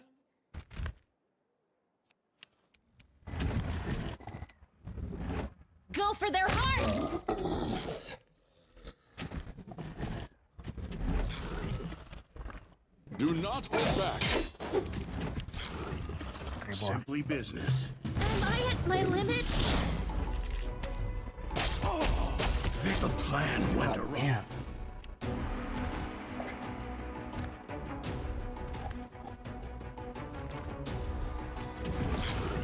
Strike as one.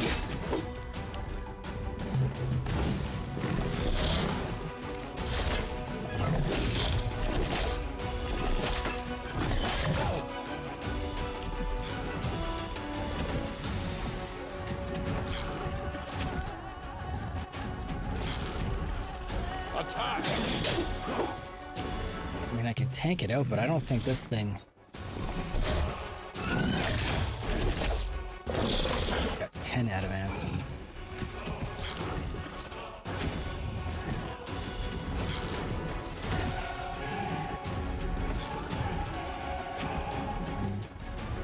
We shall overcome. And unfortunately, unlike Hold on, just a little more. what's this fight?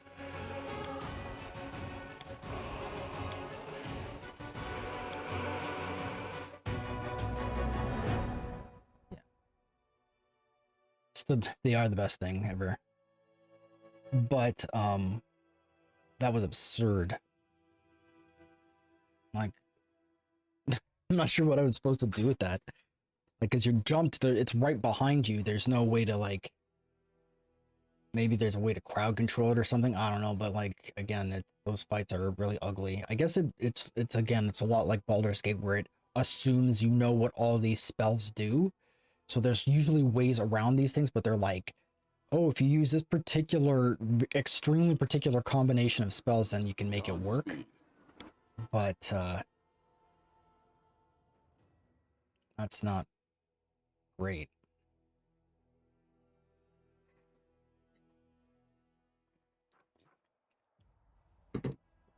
Like last week, if I hadn't had that dude who showed up in the chat to tell me how to beat that red dragon, it never would have happened. Alright. I like that it stops when the lines connect. Alright, this is gonna be the same group. Like this might also be a fixed random encounter. Where like, yeah, Red Dragon Advice guy was like, if he had not shown up. Okay, so it's Tiptoe Giants, but no Death Spider, so that's good.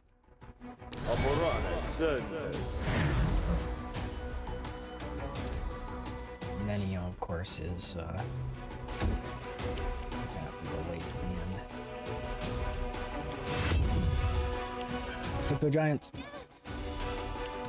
They just do so much damage. Like, it's just absurd how much damage they do. You've crossed the wrong mongrel. So I've got to make a call. There's one guy over here and two guys over here. So I'm going to come over here and tank this guy up. Was that the best option in the world? It was not. But haste will solve a lot of those problems, and she is going to bravely move away from those guys. And with any luck, Simply business. Graybor just bringing the pain train. Wide open.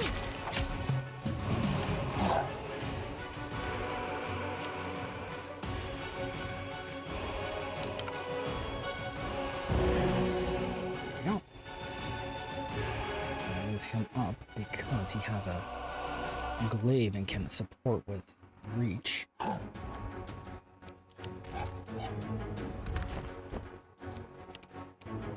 Death Flame cloaking, yeah. You won't survive me. Nice. See that? I did see that. Strike as one. I'll remove this obstacle. It's your time to cease to resist. Graybor. Just bringing the pain train. I love it. I'm here all day for that.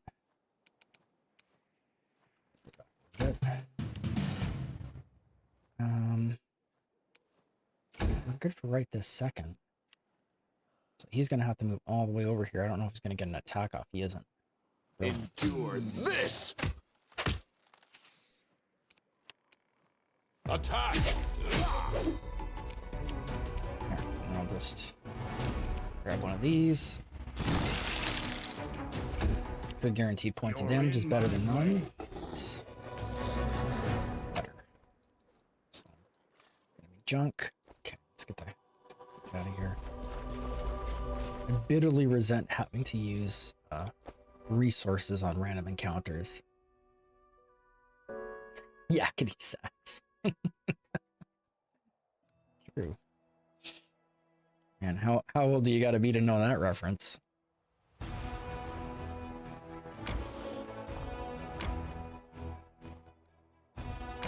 Okay, hold on a sec.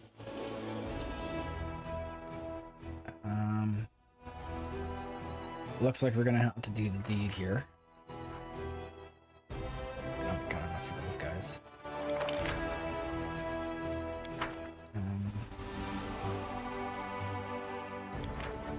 Which one was my good army?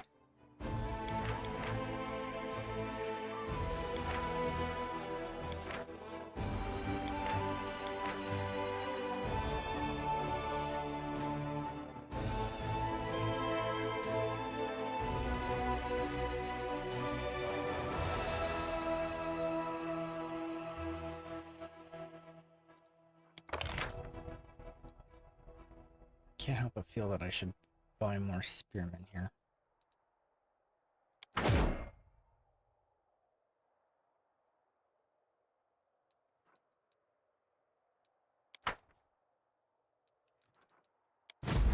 Yeah, there we go. There's my good army.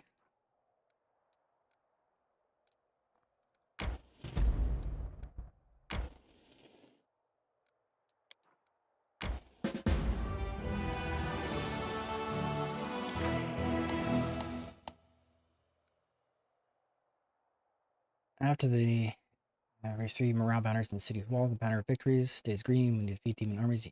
Each victory over a demon army in the lands of the Yoth, Grey Road, the Colossus, and the Sun and Winter Sunlands adds 6 days to the time the banner of victory stays green. The banner of conquest stays green when you capture demon forts. Each capture of a demon fort in the lands of the Yoth, Grey Road takes Lake Lost in the Sun and Winter Sunlands grants 30 days to the time of the banner of conquest stays green. Reclaim forts that were previously lost does not affect the banner of conquest. The banner of defense remains green as long as none of your forts are under siege. If any of your forts is besieged, the banner of defense turns yellow for 3 days, then turns red. As long as the fort remains captured by demons, the banner remains red. Banners still affect the daily change of crusade morale. A red banner decreases morale by 3 per day.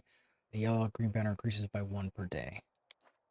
So basically, it fails a lot faster than it succeeds. That's great.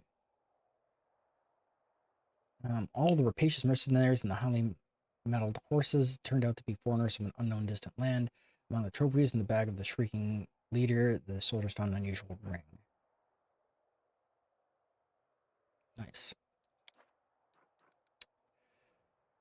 So we don't want to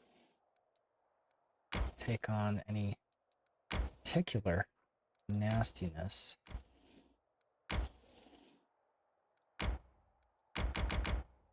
Has no movement points left. All right. So how about are these guys over here? Where's Army 2?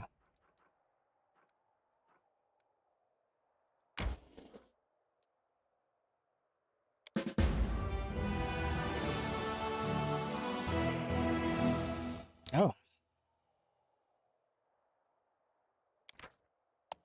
Global map is split into a number of regions. To capture a region, you must free all the forts located in that region. You can construct buildings in the forts you have freed. Forts can be upgraded, thus increasing the number of squares available for construction.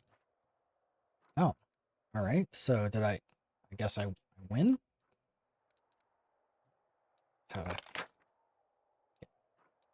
let's see. That sounds good.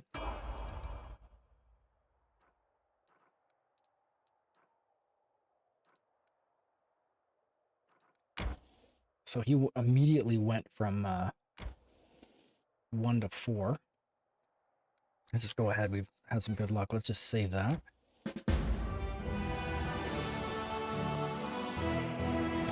Accept. Braces of the heavy hand. Plus 3 bonus on damage rolls with an offhand weapon when dual wielding or wielding 2 in a melee weapon. For example, a double weapon. Yoink. All right. So we are just...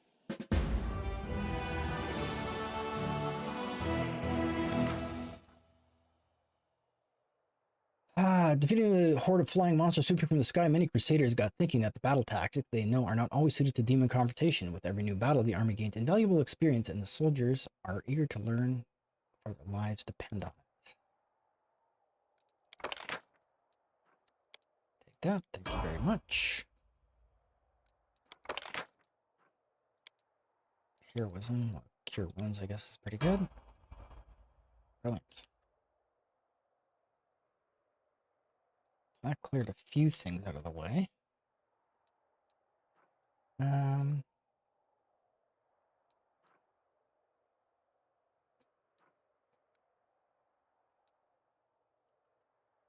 So these guys up here are pretty strong.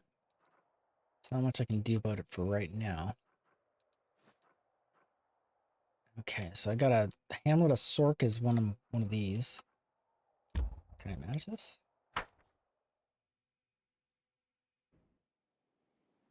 Oh, look at that. Build, but I've got none monies.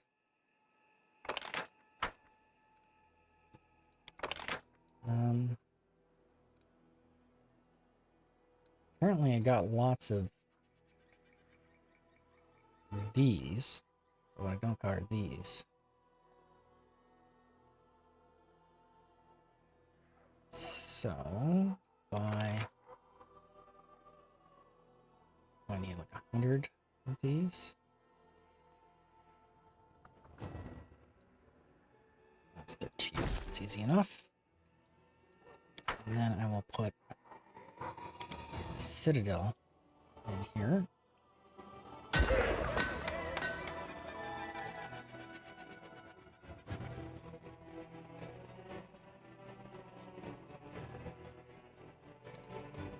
Brilliant.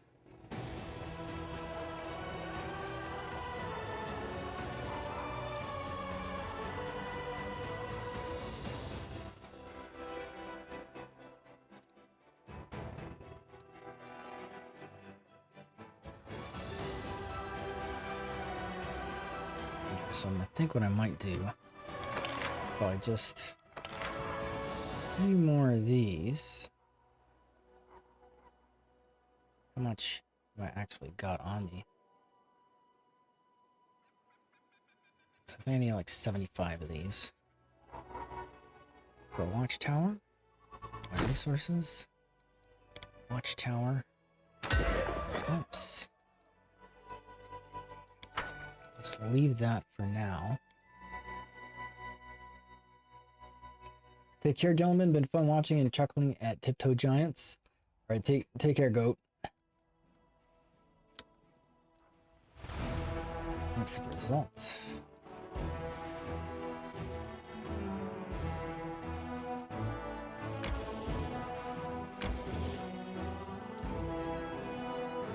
Accept.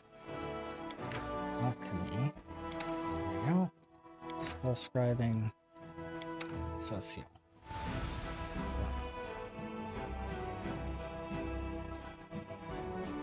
That's something I forgot to do, is get the scribing components. Tell me more about the place where you learned to kill people. You called it Hawk's Nest? If I told you, they'd hunt you down. Wait, you look like the prospect appeals to you. Forget it. You shouldn't even joke about it. There's no getting away from Daggermark assassins. Continue. All right. So, the Nameless Ruins. Take a day. 16 hours. There's the Green Gates. Molten Scar, close. Where's the other one we need to go? The Winter Sun? Here, and I have no idea how to get down there.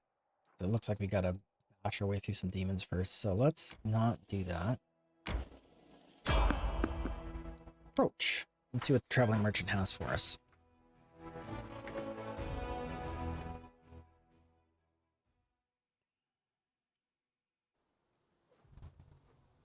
Ah, Skeletal Salesman.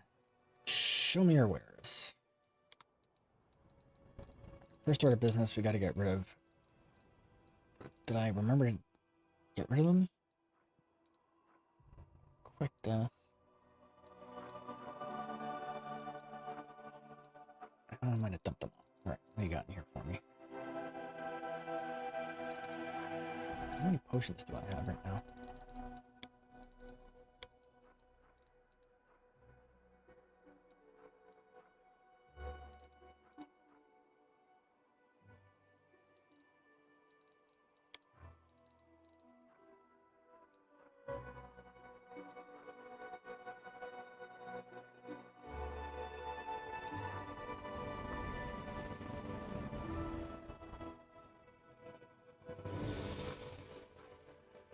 So, I'm thinking maybe this is the play.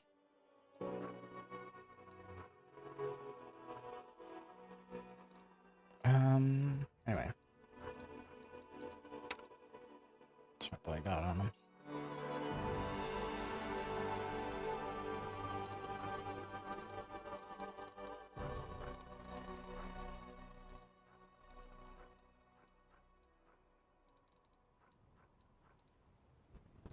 These are just potions. I just spike shield armor. Now +2. Yeah, it's not. Shield fully thorn. Is that better than what I'm using?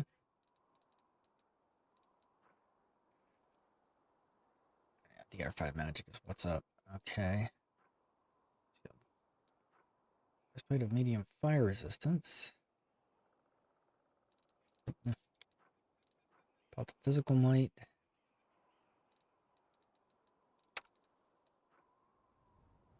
Giant strength. She doesn't actually have a belt. It's a lot of money though.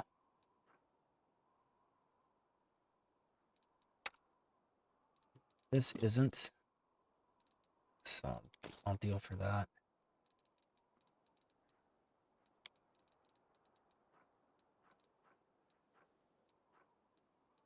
All right.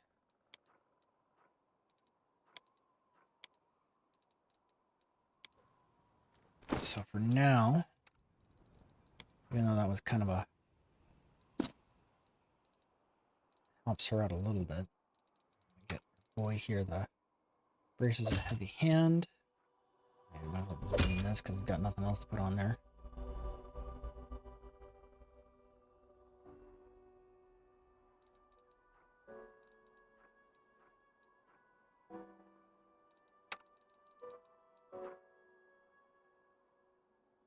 So trickery checks, so I guess we'll give her that. Alright. Call that a win. Let us press on.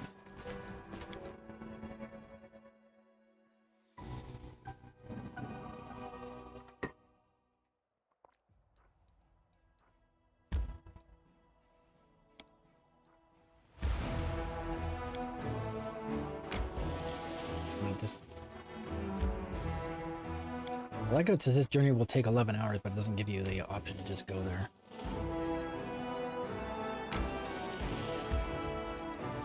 Sure, I'll take this location.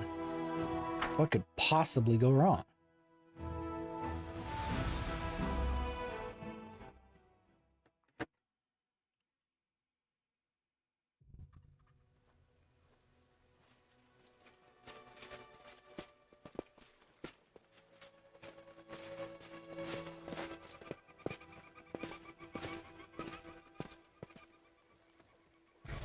Yeah.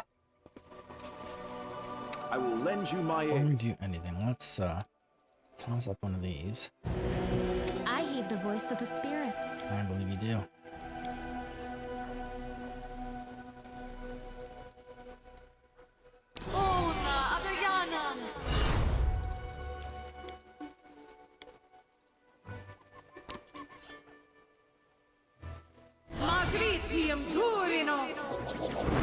That's good enough.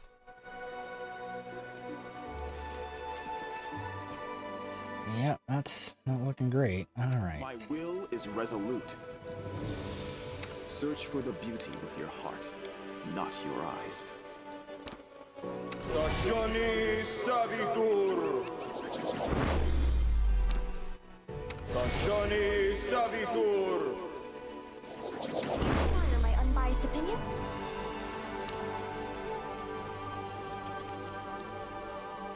Na, orma. Ba, riti. I agree.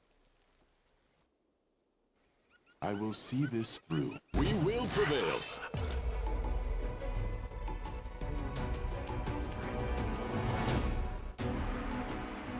Wait till... Somehow I'm hasted. But, alright, let's see if I can,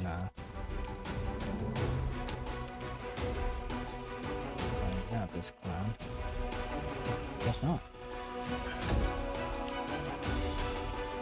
Make every strike count.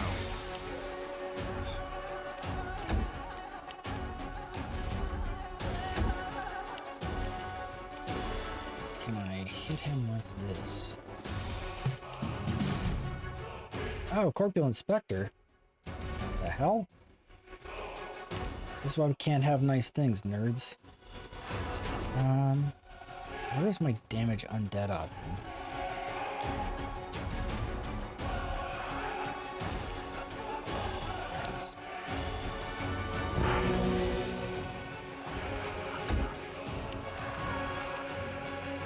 crossed the wrong mongrel.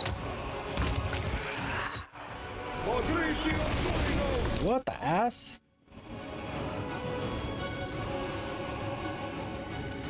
You had your chance.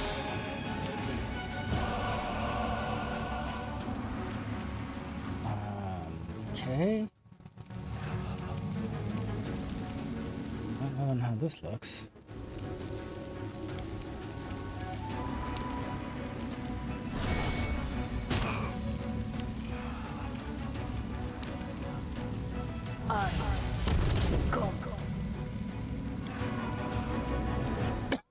Excuse me.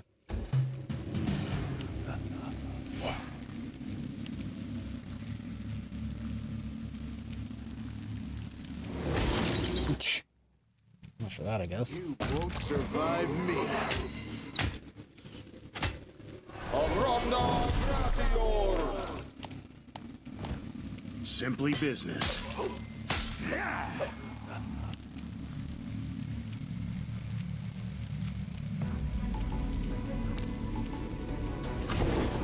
Oh, and she fell in.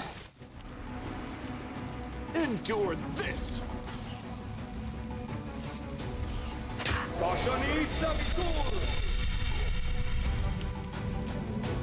It's your time to cease to exist.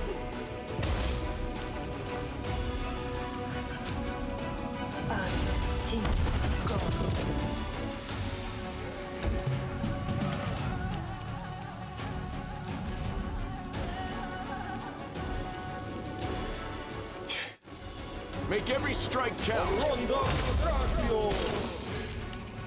You're in my way.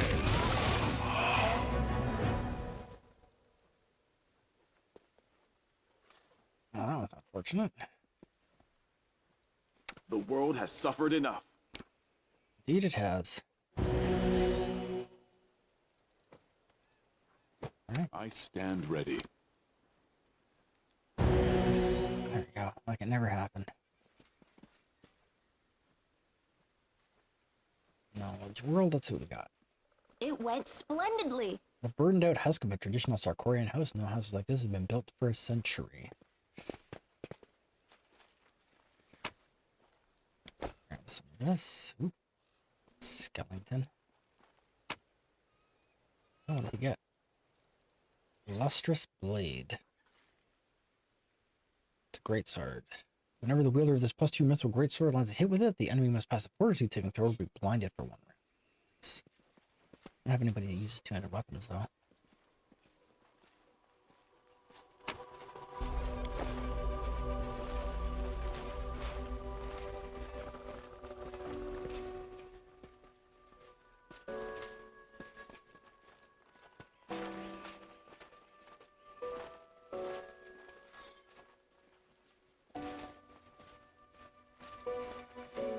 We march ahead.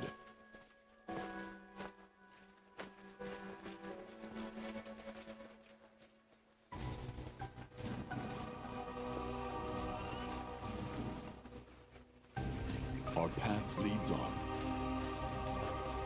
I guess that was it. Just specters and a lustrous greatsword.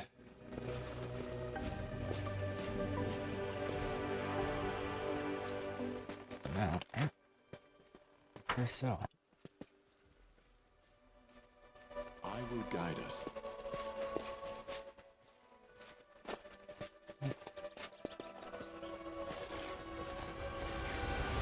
Alright. Good enough.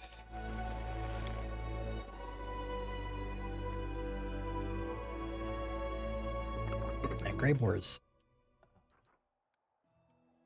DPS is just next level. Marked rock. So I gotta get to these guys. These guys are pretty strong, so.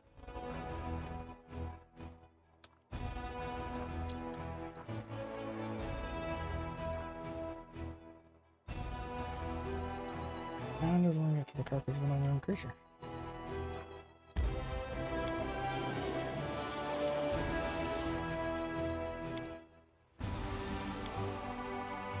If one of your experiments kills you, all your work will die with you. You should make sure it's preserved. There are many ways to recreate my encyclopedia in the event of my death. For example, summoning my spirit. Yes, it would be quite good if someone did that. Then I could continue my research without any distractions.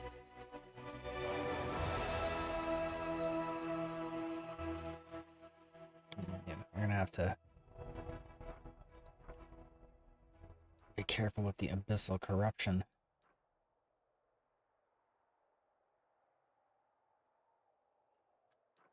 Anyway, I gotta get this done.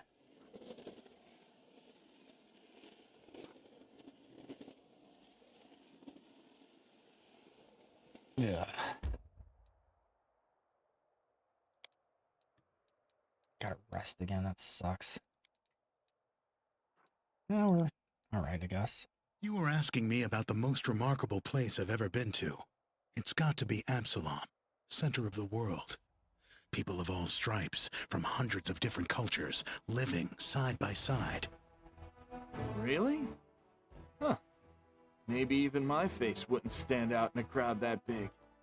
I wouldn't mind seeing that place someday.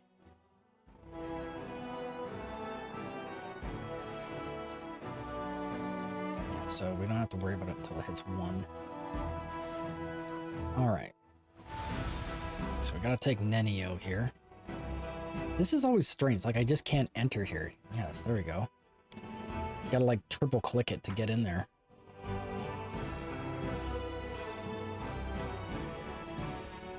Nenio is the most likely to become a lich by accident.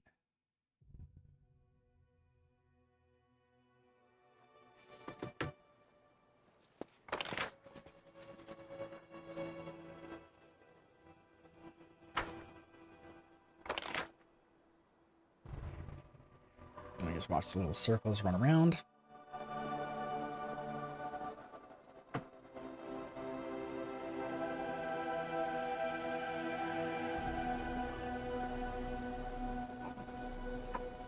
Excuse me, that's just me stretching loudly in the background.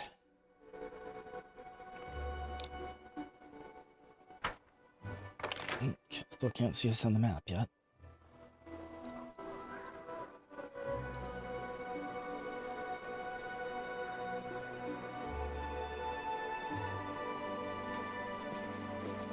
There we go.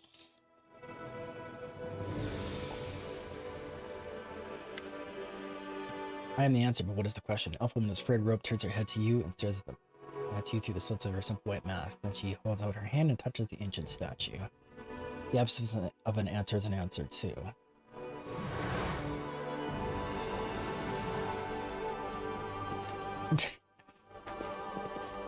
Gives him a shove. Hey, wait, what are you doing? Spontaneous dematerialization is unscientific. Nenio touches the statue and suddenly freezes.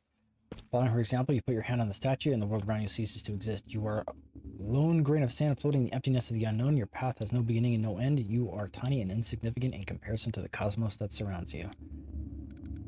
But then something changes. The emptiness takes notice of you. It stares at you and measures and assesses you. The question comes as simple and deep as emptiness itself. Who are you? I am Sword Jesus. The name you uttered, it seems so powerful and proud, rings with emptiness. The silence becomes bleak and oppressive. The emptiness still waits your answer. I am... What do you want to say? Your name? But what is it? It's a set of sounds used to associate with yourself. You are Misha Collins. Who decided who that is who you are? Your parents, yourself, someone else? Misha Collins is just a label you take voluntarily. What happens if you tear this label off? What hides behind the name Misha Collins? Behold the truth. Open yourself to knowledge. Reveal yourself.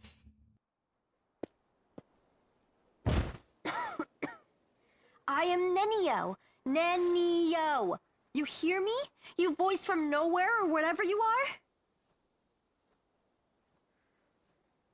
Where Nenio used to be, you now see the unfamiliar Kitsune curled up tight and on the ground. Well then.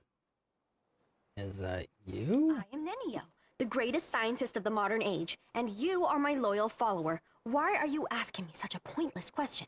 You're a Kitsune? It appears your observation is correct. I am a kitsune. If my hypothesis is correct, and the probability of that is close to 100%, I have always been a kitsune, but at some point I decided to forget that piece of knowledge. Following this line of reasoning, it would seem the fact of my membership of a certain race just doesn't seem relevant to me. What ho? Also, there is a more important question. Why did my true identity reveal itself in this precise moment? She looks a pensive look at the ancient statue towering over you. How could you forget you were a kitsune? This question is irrelevant in the current situation. If you wish, you can ask me about it later. If you believe that I've been keeping my true identity a secret on purpose, you are mistaken. I have no interest in your causes, your battles, or your secrets, if you have any. All I need from you is your assistance with my experiments. And with this. Sweeps her hand in a wide a circle, gesturing the statues around you. I have no words. Can I just stand here silently and look like I'm thinking something smart? Agreed. I think we're all doing that right now. What was that? I found myself in emptiness and a voice asked me questions. Suppose it was a trap that yanked our minds out of our plane and temporarily transferred us to another one. I wish I knew which plane. By the way, did you know that the most efficient way to disarm a corridor's worth of magical traps is with the help of a scientist who has been told that the formula for an elixir of the ancient races lies hidden at the end of said booby-trapped corridor? Whose voice do you think it was? I haven't the slightest idea. But it is most definitely an extremely wise entity. Besides, the entity displayed no aggressive tendencies, which gives us hope that it can be reasoned with. So what do you think about that? The voice in the emptiness asked me, and judging by your reaction, you too, who I am. And merely stating my name failed to satisfy it. The trap then forced me to assume my true form, which I had completely forgotten about. I suppose this trap wasn't a trap per se. It rather was a closed portal leading to some hidden place that can easily unveil secrets and reveal the truth. The one who spoke to us seemed to solve me like a riddle, in an instant, just by looking at me. I would like to meet this entity. Can you imagine which secrets it can unravel? I want to speak to it, and you, my follower, must help me. So, a stranger is capable of uncovering all your secrets with a single glance? I wouldn't wish to meet such a person. I wouldn't appreciate such a blatant invasion of my privacy. Yeah, I bet, Creeperella. But how can you get there? If there is a door, there must be a way to open it. If there's a lock, there must be a key to it. There is an inscription here, right on the statue. I am the void and the emptiness. I am the starting point. I am infinite. Tear my mask off and let it fall at my feet. I don't understand this at all. How thrilling! Sounds like a riddle. It does. It really does. I love riddles and puzzles. How do we solve it? Each of them is inscribed with a riddle, and each demands that something be placed at its feet. I guess we need some items that represent the answers to these riddles. But don't ask me where we should look for them. Maybe we should ask one of these I geysers? don't think they can help us. Looks like all they can do is mumble their mantra about questions and answers. Why are you so sure that the unknown entity behind the mysterious portal would even want to talk to us? I'm not sure at all. But we must try. We simply must. Getting there and talking with this entity will be the greatest of my experiments. No exaggeration. A portal that leads to the unknown could be The world dangerous. wound is dangerous. Walking under a hanging icicle is dangerous. Even choking on a chunk of badly chewed food can lead to a fatal outcome after all. Living is dangerous. But what is danger compared to knowledge? Looks like there's nothing more we can do here. With deepest regret, I have to admit that you are right. It's highly unlikely that we'll be able to solve this riddle right here and now. We'll have to temporarily withdraw so we can return when we're armed and ready.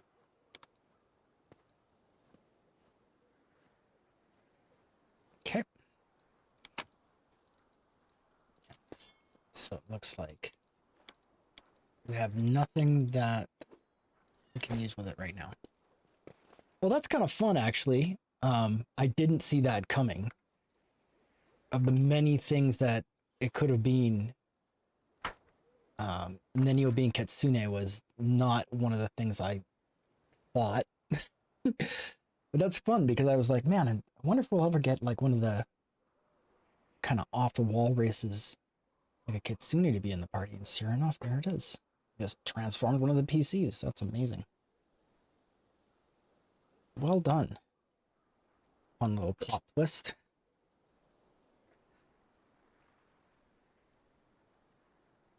And he was the new storyteller, I guess.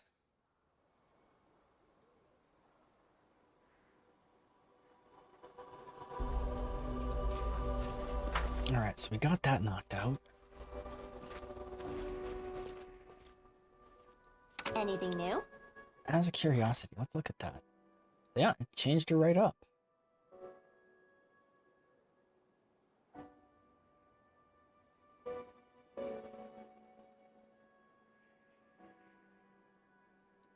Huh.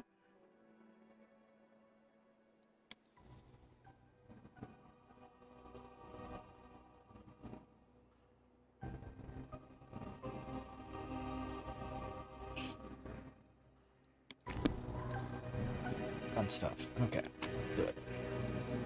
There's nothing in here of value? Yeah. Get out of here. It didn't make her any stronger, no. I think she was already race adjusted. We just couldn't see it.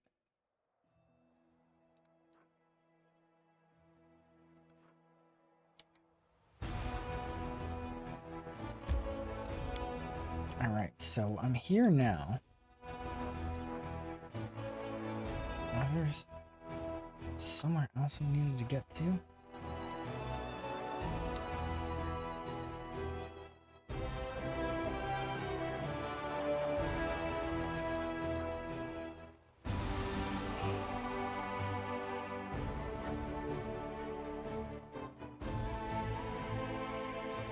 Okay, so that's just like a reagents farm.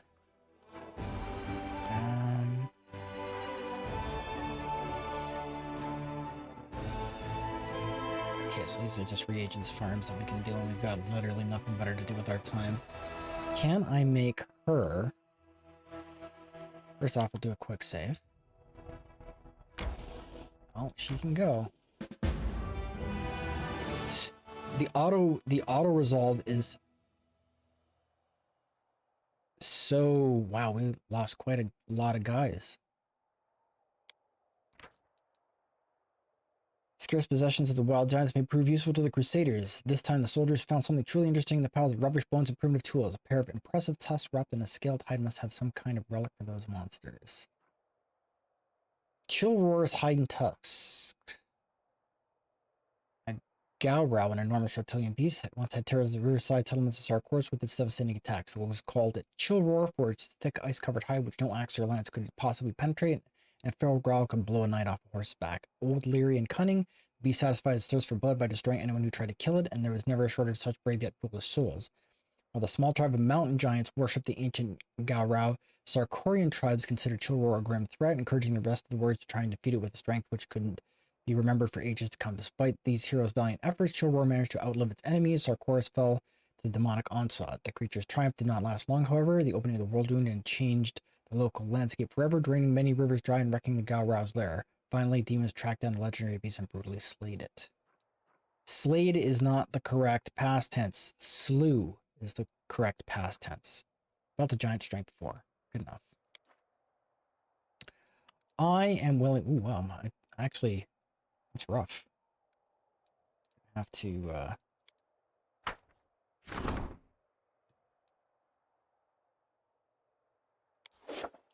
Cool beans. Thanks for that. Alright, so anyway. Let's get out of here. I do need to... Which army was this? That I just marched off to their death? Crusader Army 3. So let's just mosey over to Crusader Army 3. No, why? I don't understand this at all. Like, why can I not...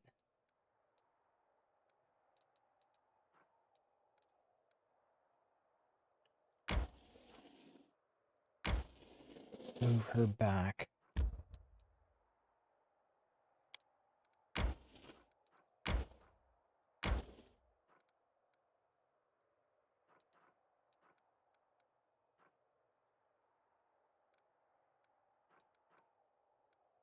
Take this location.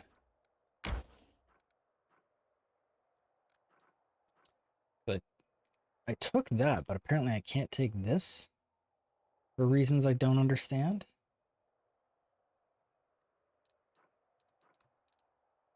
I can't apparently buy...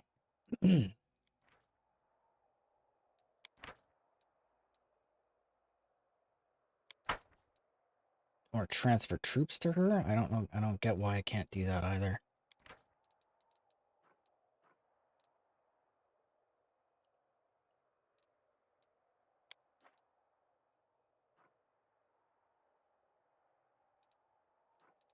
A lot of this is less than amazing.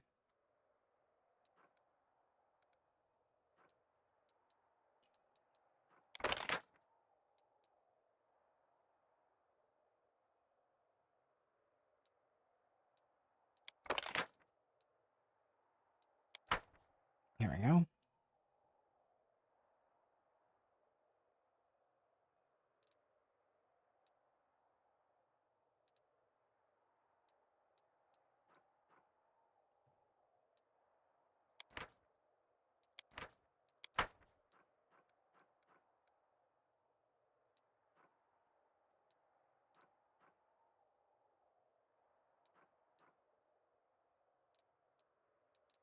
Consider armor 5. Okay, it's here.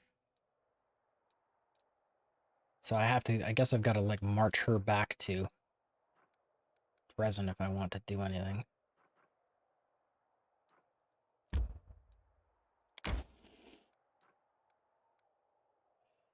It's literally not what I wanted to do. I want her. I don't know why she can't take this thing.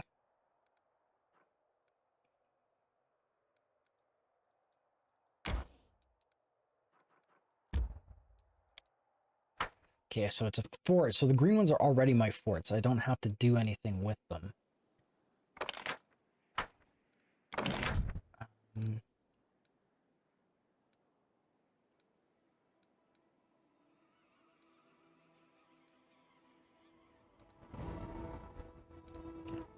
Well.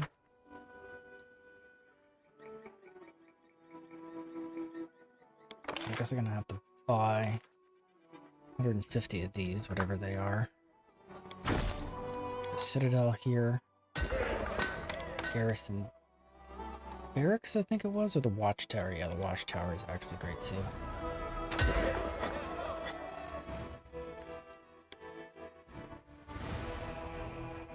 Yeah, maybe just not today, right? Yeah, she's actually weaker. She was 6 and now she's 5. So again, it's not a really intuitive system in it. Yeah, see, she's 5. And I'd very much like to buy her more troops.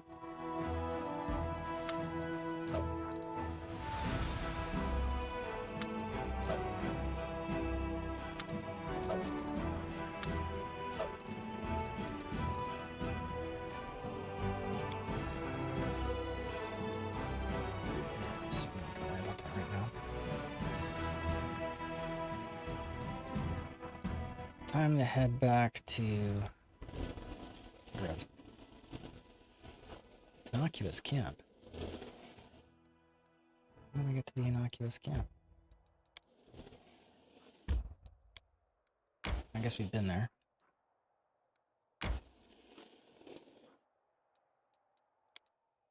Accept, begin resting. I'm struggling to adapt to how you do things on the surface. Below, our tribes only fight over food, and then we go our separate ways again. No mongrel would ever think of sending killers to murder his neighbors. Trust me, if you had an excess of food, people, and free time, you'd quickly start thinking of more sophisticated ways of killing each other. It's not wrong.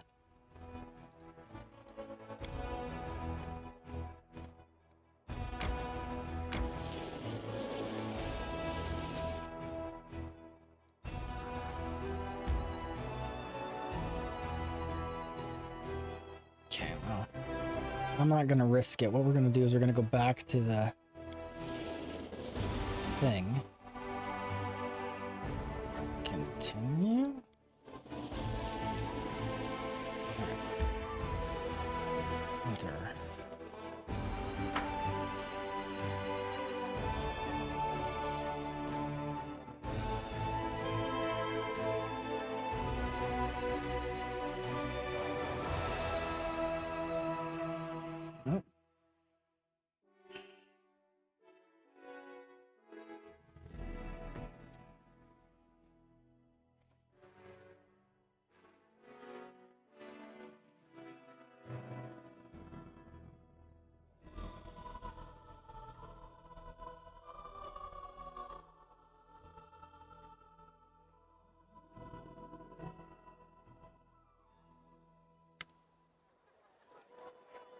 Sword of Valor grows as if in greeting. The glow is so bright it's not immediately clear where there's another source of light presence. The shimmering golden rings of a magnificent angel.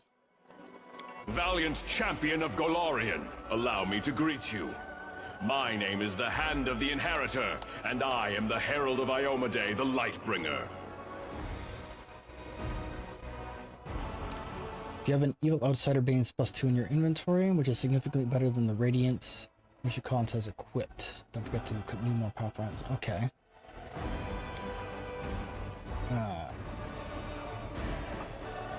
Thank you, you do me a great honor, Herald. I am only giving you the credit you deserve, valiant champion. We have much to discuss, champion. You must have many questions for me, and I for you. First of all, I wish to say that I have come here to do what I can to help you. But also because I too need your help. But what I need most of all is an answer to a question that has been troubling me. What did you want to ask? I sense astonishing power in you, akin to my own. But not just that. Many of Heaven's warriors fought the monsters of the World Wound, and among them there was one I especially cherished. My young comrade and friend, Lariel. Lariel was an angel who met his end in the caves under Converse. Before his death, he was able to seal a shred of his memories in his flaming sword in a rock. The sword disappeared at your touch, but its part of your power entered your soul. He and his sister Targona crafted holy weapons, and exchanged them as a sign of loyalty and camaraderie. Lariel and Targona both disappeared in those dark years when we lost Dresden and the Sword of Valor. Even I failed to find any trace of my friends. But you carry an echo inside you, the memory of Lariel's sword. How did this come to be?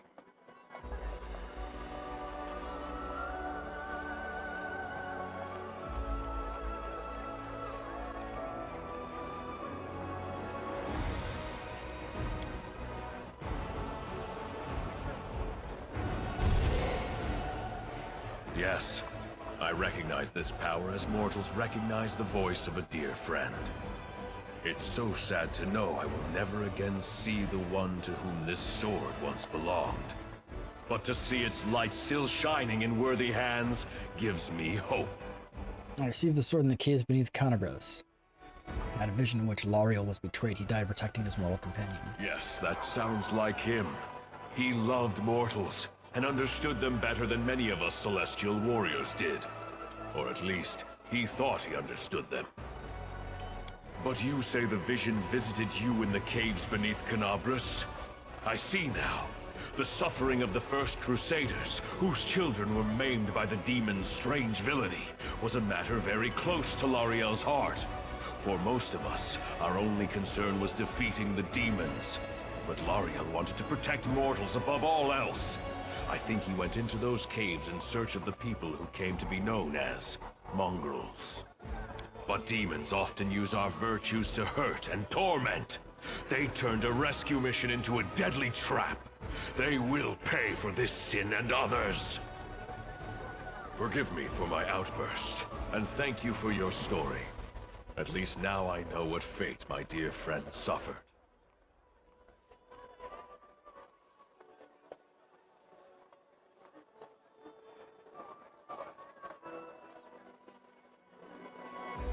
Do you know anything about the people who accompanied Lariel into the caves? Most of them were traitors, but one girl stood against them and she perished. Alas, I do not know the names of traitors or the heroine. Lariel died shortly before the World Wound opened its mouth for a second time, devouring new lands. Many Crusaders disappeared in those dark days of chaos. The lists of the dead and missing were long. I assume the names of Lariel's companions were lost along with them. Perhaps those traitors are honored as fallen heroes today.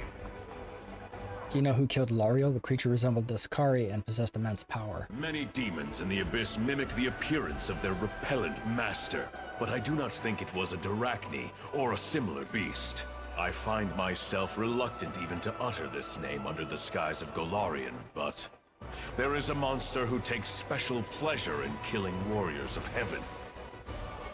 It's called the Echo of Daskari, for it truly is an echo. Not a demon born of the Abyss, but an artificial creation of the Lord himself. wrought by him and several of his mortal followers. I sense his fetid mark in this tale.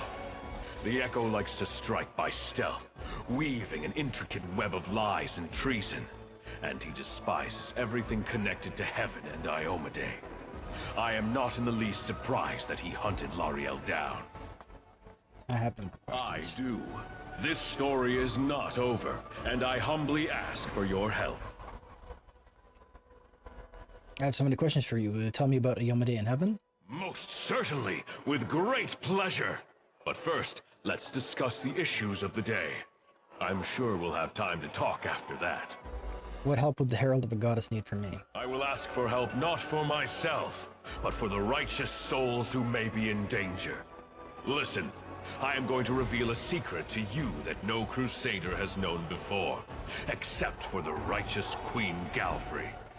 The demons believe their control over the world wound is absolute, especially at its heart, the corrupted lands near the Threshold Fortress. But this is not true. There, in that web of evil, lies an enclave of the forces of good, the last shrine of ill-fated Sarkoris. That place is called Pelura's Fall. The Shimmering Maiden is an Imperial Lord, our comrade and friend. She was able to conceal her temple from the eyes of the demons, and keep it hidden all these years, from the opening of the World Wound until this very day. The waterfalls that gave name to the temple have run dry, but not the bravery of those who stood guard when their nation fell. The servants of Pelura have an important mission. They explore the World Wound from the inside, looking for ways to close it once and for all and restore the lands of Sarkoris. They have risked their lives, forsaking all joys and rewards in pursuit of this goal, and they have been busy with their research for 100 years. Secrecy is their only protection. If that is lost, all the forces of the Crusader army will not be enough to protect the temple. I would not reveal this secret to anyone else, but the light of heaven is so bright in you that I cannot help but trust it. Moreover, I would like you to visit Pelura's Fall with me. There are 2 reasons for this. First, I am worried about the fate of our valiant allies, and I want you to meet them, champion. Second, I would like you to show them the light of Lariel's sword. As I mentioned, this sword was created by his sister Targona. She went missing at the same time as her celestial brother. We found no evidence of her death nor any other trace of her. But by touching the sword she made, the seers of Pelura might shed some light upon her fate. Please, help me in this task. My heart yearns to find my lost comrades, or to punish those responsible for their deaths. Tell me about Pelura. She is an Imperial Lord, a powerful angel, one of our most important allies, and my loyal friend. She is the mistress of the stars, and the mysterious light of the Aurora. Sarkoris was the land where Pelura was revealed with particular fervor, where her most important temples were located. When the demons came to this poor land, the priests and devotees of Pelura accepted the challenge bravely. Many died protecting and healing their friends in the first years of the calamity. This saddened the Shimmering Maiden. Pelura boldly decided to intervene in the affairs of mortals, and used powerful spells to hide her main temple. Even the strongest of demons cannot find it. Tell me about the temple and the people who live there. Pelura's Fall was once a great Sarkorian shrine. From the city of Iz and other lands, the burial barges of great chiefs would go there to set off on their last journey into the mighty streams of the falls. But the temple was famous not only as a final resting place. Pelura is the patron of stargazers. Her servants possess celestial wisdom. In reading the stars, they discover the mysteries and secrets of the world. In times of old, people would seek their counsel on many different matters, and they were respected and honored throughout Sarkoris. Today, Pelura's Fall is not what it once was. 100 years of isolation has placed an unbearable burden on the shoulders of the stargazers and their guards. But they persevere, despite the hardships. You should meet these people, for you could not hope to find a better example of self-denial and resilience. I want to know more about Targona and Lariel. Heaven's grief at their loss could not be any greater. Lariel and Targona were daring and merciful in equal measure, and relentless in fighting evil. They called each other brother and sister because one soul was used to create them. Yes, it happens. Sometimes an angel is made of many souls, or the essence of the upper planes. And sometimes, one soul can give life to several supernatural creatures. This was the case with Targona and Lariel. When the world wound opened, they were the first to go to the mortal's aid. Alas, heaven was in extreme upheaval after great Arodin died. When the evil mind of Arilu Vorlesh, paired with the will of cursed Discari, shook the foundations of the world, while the other angels and Imperial Lords were slowly waking up to the disaster that was unfolding by holding councils and getting bogged down in speculation. Targona and Lariel were already fighting demons, leading refugees out of the fallen Sarkoris, and trying to find out what had happened on Golarion and how to deal with it. For what had happened was so monstrous, so extraordinary, that even heaven did not know what to expect next. When Mendev answered the challenge of the Abyss and became the Kingdom of Crusaders, Targona and Lariel shared the hardships and glories of the First Crusade with their mortal comrades. And then they both disappeared. First Lariel, and then his sister immediately after. I was unable to search for them the moment I found out, for the world wound had just reopened and Dresden had fallen. It was a tremendous blow for everyone. By the time I was able to begin the search, the tide of chaos had swept away all traces of them. Only your arrival has shed some light on the sad fate of Lariel. If you're here, does that mean am I truly... Let's try this again. If you are here, does that mean I truly am Iomede's chosen? What does your heart tell you?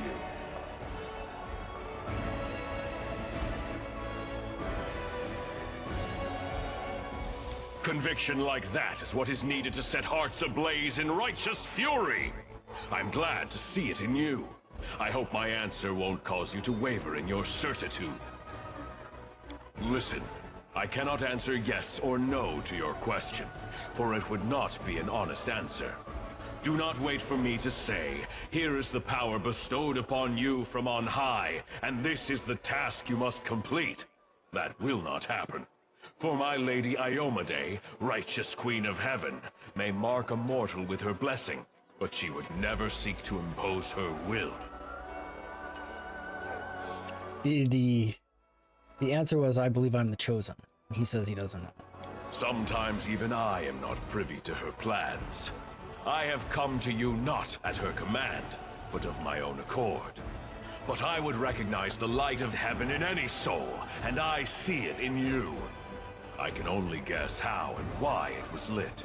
Perhaps finding the answer to this question is a trial you must undergo.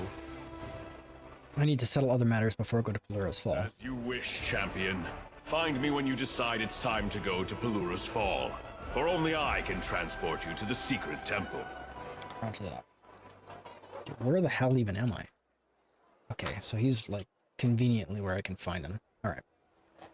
So I think this is a pretty good natural stopping point. He didn't give you a straight answer. No, he doesn't give you a straight answer. Basically, it's Iobade works in mysterious ways and you just have to live with it. So you're like, all right, well, I guess that's it. I guess that's the thing. So we'll leave it there and we'll see whereupon we can find what's going on. I'm not sure what other quests I got going on right now. Fast. That's still going on.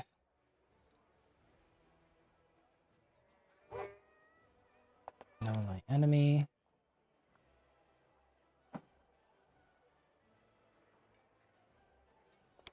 Attack out of nowhere. Explore the molten scar we gotta get done. I'm not sure what needs to go on more than nothing. Surrounding Winter Sun Village. Okay. So we've done a bunch of stuff. So we got a few things to run around and do before we do this. I would like to hopefully level up. Although that seems like a far cry before we do any of that stuff. Hopefully maybe find some new gear and stuff. Because right, like I just like the first Pathfinder, I feel like dangerously under-equipped. I don't know if I'm like supposed to be buying equipment or whatnot, but like, you know, for right now, I just feel like I'm way under-equipped for a lot of this stuff. So it's telling me that the Scimitar of Wind is not as good as some other thing I have. Evil Outsider Bane Spear, yeah. That's two-handed, right?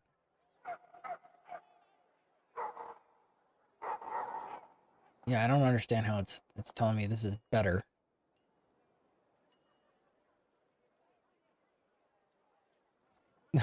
Like, I don't get how that's better than the Scimitar of Wind. That's just maybe because of the Outsider Bane damage. I don't know. Like, say it's. I got this thing.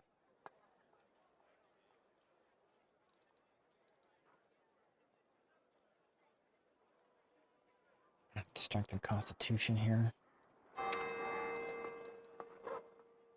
Dexterity and Constitution. Constitution. She doesn't have a belt. There you go. Problem solved. I think my boy already has a belt over here. She doesn't have a belt either. But she's a dex fighter, so it doesn't really matter. Alright, so we'll call it there. So, I would like to thank everybody who stopped by to see me, and we'll be back again bright and early tomorrow morning at 0930 hours. That is 9:30 a.m. Eastern Standard Time, so I hope to see you there. If not, then I hope you have a fantastic rest of your day. I hope that wherever you are safe. And we will see everyone again soon. So take care.